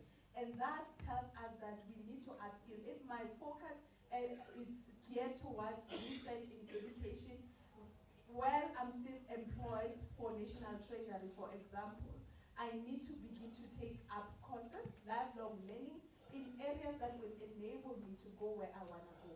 We never stop learning. As old as we are enrolled in one way or another, because we constantly have to understand that the world of work is changing because of IT, and we need to keep up with that as well.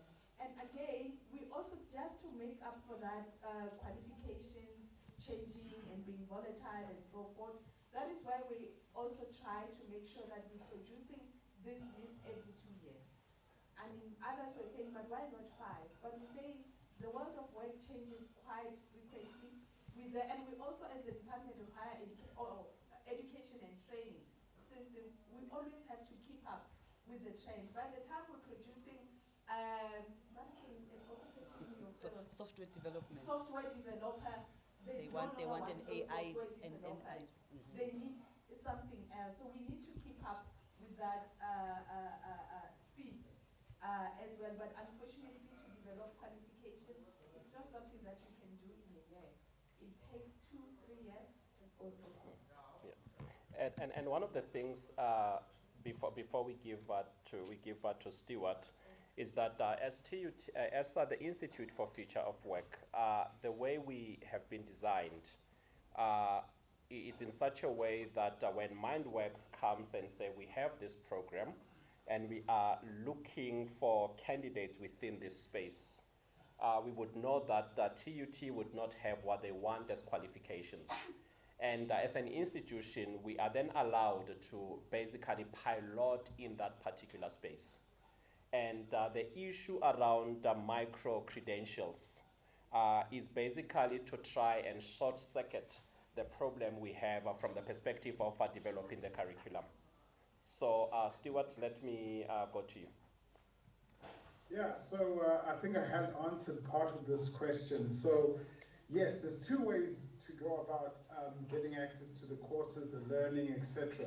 On the one side, you could do this from an individual perspective, which is the LinkedIn Premium you keep talking about and you mentioning what can LinkedIn do to bring down the pricing around that.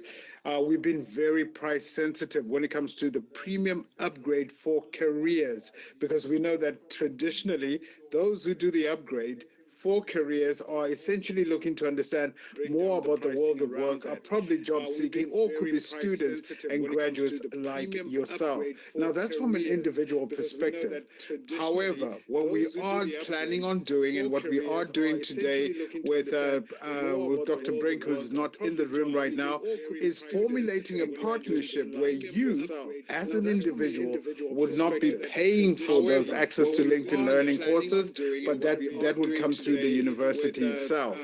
So we are in motion today to get you access to the 22,000 courses that are available on LinkedIn. But before we get to that partnership, we've already made available today the opportunity for you to experience some of the courses that we've made free. And of course, like I said, I shared a QR code where you can access these courses and start experiencing over 250 courses that will help you on your career journey. So work in progress to get these courses onto you, make them available to you to access over your mobile devices, etc., at no additional cost.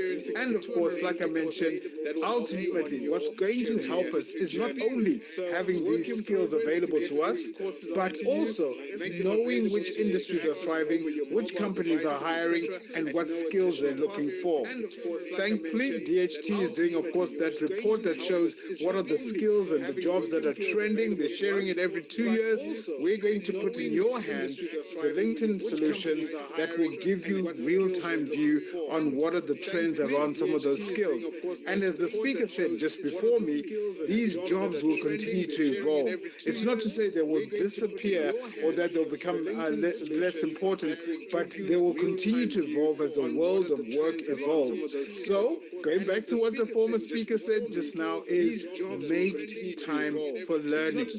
Show the world of work that beyond your degree, you're building up all the foundational skills that will set you up to be a successful professional in a company. So don't wait to graduation. Don't wait until you're entering into the world of work to show that you have a life learning culture.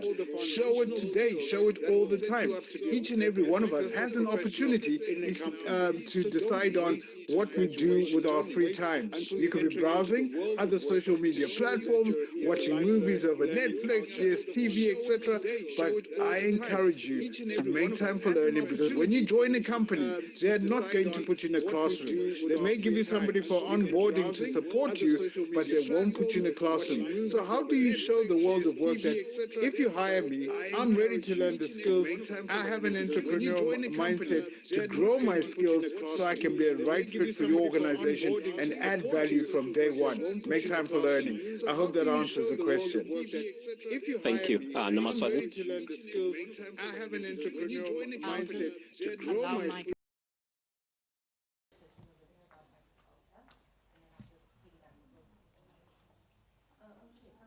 Just to answer your question about agriculture, I always ask the candidates the question that what are the new tools used in the industry?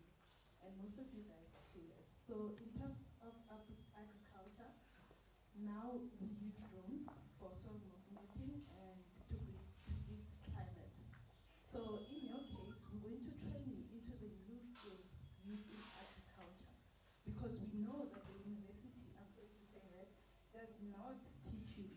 for the business does not make you ready for the business. So that's where MindWorks comes in. So I hope I answered your question. So just for context for Ruth, MindWorks is a digital skill training agency, but our primary clients are in the fintech finance spaces. We do have an audacious goal to train 5,000 people by 2028, and with that, it's expanding industries where we train. Agriculture could be one of them. We also realize some industries you train on the job. So agriculture is one of them, and until you actually go into the farm space, understand it fully, there's certain machines you need to learn how to operate. So it's only learned in that sort of way, especially because MindWorks offers virtual training. So we wouldn't be able to offer you that experience we would as compared to someone who's probably going to work in Ernst & Young, Discovery, at a headquarters level. But as my colleague said, just probably be more open-minded, but at least on our side as MindWorks, as we scale to train more people, the industry might open to people in your sector as well. And usually we do have exceptions where maybe a client would want someone with an LLB, with an accounting background, psychology. Sometimes it is an exception, and you think, what's the correlation between psychology and digital skills? But it's there. Some companies need them. So we do have exceptions in that way. Still apply. If anything comes up, we'll probably call you up. You can be that one exception for you to train on that.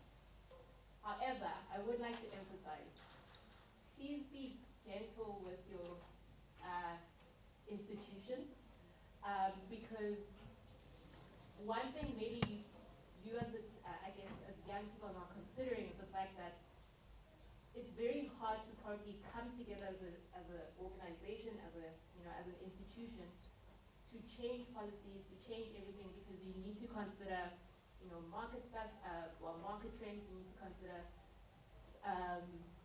lecturers you'll get to change the training content. It's a mammoth task. It's a mammoth task. However, I would emphasize, take grace in the fact that at least on a theoretical side, you guys have basic knowledge. So then when you come to MindWorks, we add on a practical level from what your tertiary institutions have given you. And we merge that gap between the theoretical content that TUT has offered you. We give you the practical experience and open the door for you to get that workplace experience and possibly being permanently placed in those companies. And essentially, that's what makes us unique as MindWorks, is that we are that bridge, because we understand the reality that it's hard. And it's a lot to fathom that you got this degree, but it's really not taking you anywhere, or it's not giving you immediate results. I think you've seen here that your career path may not be linear or straightforward. You may not get it immediately. But oftentimes, just probably be an administrator in an industry that you work in is already a good opportunity. And adding on more and more and more.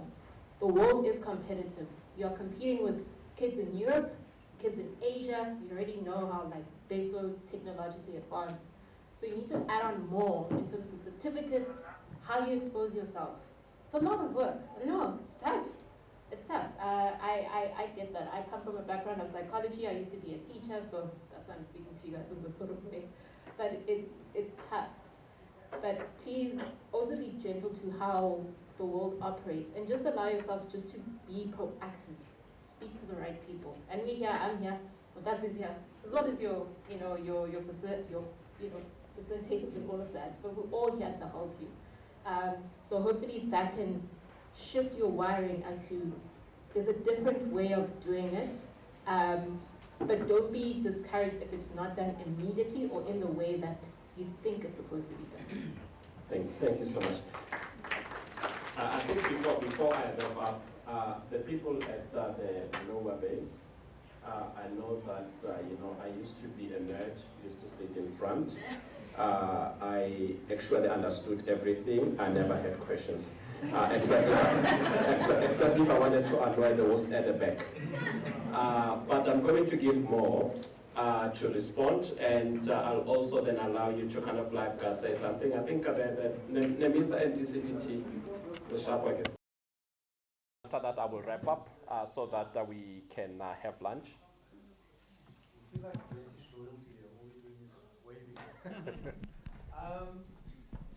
This one does work. Yeah. Okay. Thank you.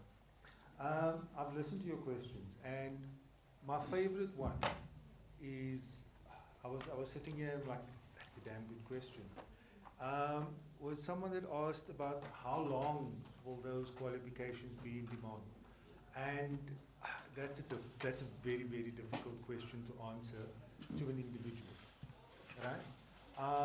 For someone that's sitting sort of in your, I don't know if I'm pointing in the right direction, but for someone sitting in your position trying to find a job, and you decide, okay, I'm going to go for that, that's my target.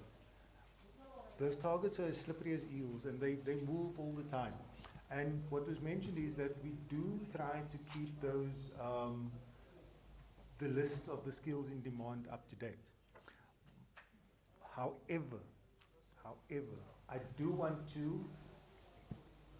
want to give you guys, all of you in the back rows, not the front rows, because you know everything, right? I've heard a lot of, what can you give me? And I've heard a lot of that sort of directed at government. How can I get a government job?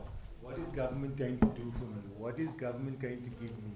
What can I get for free? Firstly, nothing is for free. Somewhere, somebody is paying for that.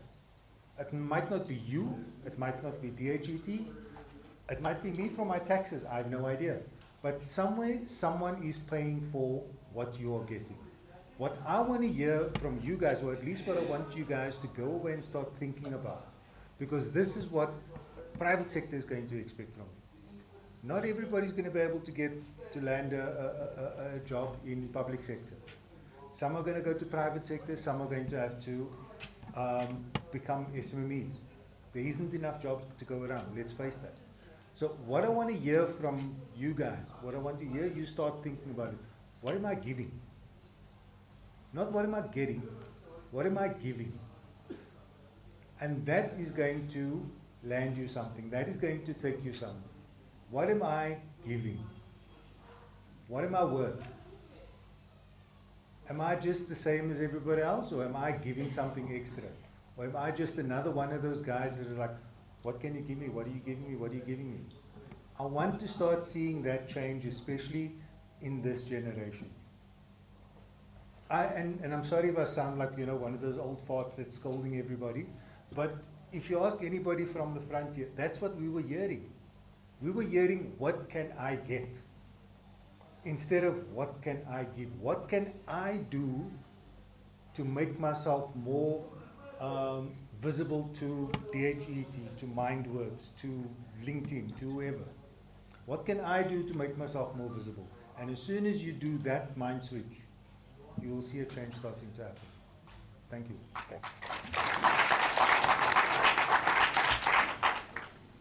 I think that was a mouthful. Dead next door. But I think reiterating on some of the things that the previous speakers have already highlighted. The question that he asked around what are you giving, that is the biggest answer to most of the hurdles that you're facing today. And that is your time. That is your time. Time spent on something useful do yield a reward. So from my side, I think if there is one thing that I wanted to perhaps, you know, re-emphasize on, is that let's leverage on all the free resources that are made available to us to equip us and prepare us for industry. And that is all over. Google is one, YouTube is two, Nemisa is offering free courses. The vendors like Microsoft, AWS are offering free courses. Let's put in the time. Mindworks is there to support you guys through the journey. And it's free. You don't need to pay. And you get a stipend. Oh, oh my goodness, where were these opportunities when we started? So we need to leverage on all the relevant free resources that are out there for us to utilize. It's key that we put in the time that is required. That is how you stand out, and that is how you make a memorable candidate when you speak to the people like Mindworks and ourselves. I think I've had like 6 interviews this week. I'm recruiting for a position within my team. And the one thing that was missing was the enthusiasm to say, I'm willing to learn. Most of the candidates said, hey, I've got this, I've got that, I've got that. And I said, okay, what do you do to keep yourself up to date? Because we live in a forever evolving industry. What do you do? And they scratched their heads. My answer would have been Google. Simple, Google, I Google to keep up to date. It is a source of knowledge. Literally everything you can get on Google, which will redirect you to another link and another link and another link where you get all these resources. So let's leverage on that. Let's continue to empower ourselves. And for the industry leaders as well, let's be accessible. It is key that we don't only tell them to look for us, but when they reach us, we are unavailable. So let's be accessible, let's become more visible, let's engage, let's connect, let's help, let's guide, let's mentor to nurture these guys. Because these are our future leaders. If we don't nurture them, what are we hoping to see in 10, 20 years' time? So we have a responsibility as well. So this is a two-way street. We give, you give, I give. And that is crucial. And I think, yeah, those will be my closing comments. Thank you.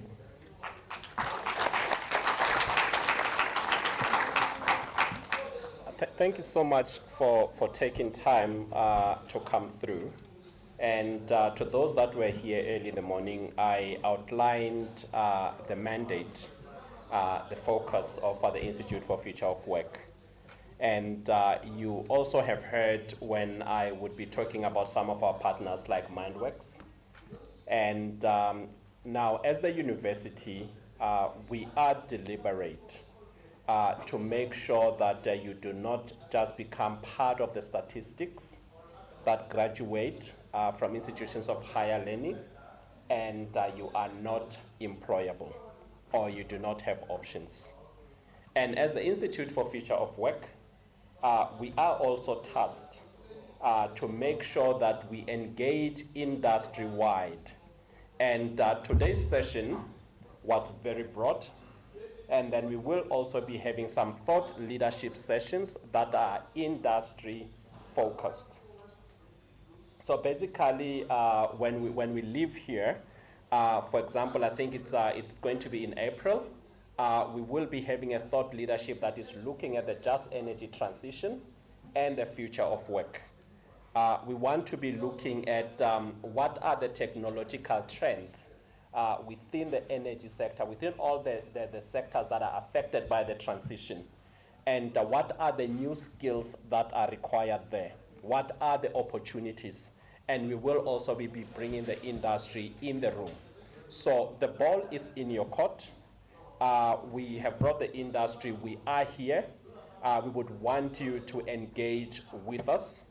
And we are working with the office of, with Hertz from the perspective of placement and work integrated learning. So let me just re-emphasize, we value your time. And I hope that the information that we have brought today is of a great value to you. The presentations that have been made here will be made available to you. The information, the website, and everything else will be made available to you. And on that note, let me also thank our partners, DCDT, NEMISA, DPSA, DHET, GIZ, Orange Cyber, except like he wanted to teach you how to hack. That one we will forget. We will choose to forget. And we also want to thank MindWorks and also Stephen for taking time from LinkedIn. And so with that parting shot, let's say that bariki niga niga, and we're going to have lunch. Thank you.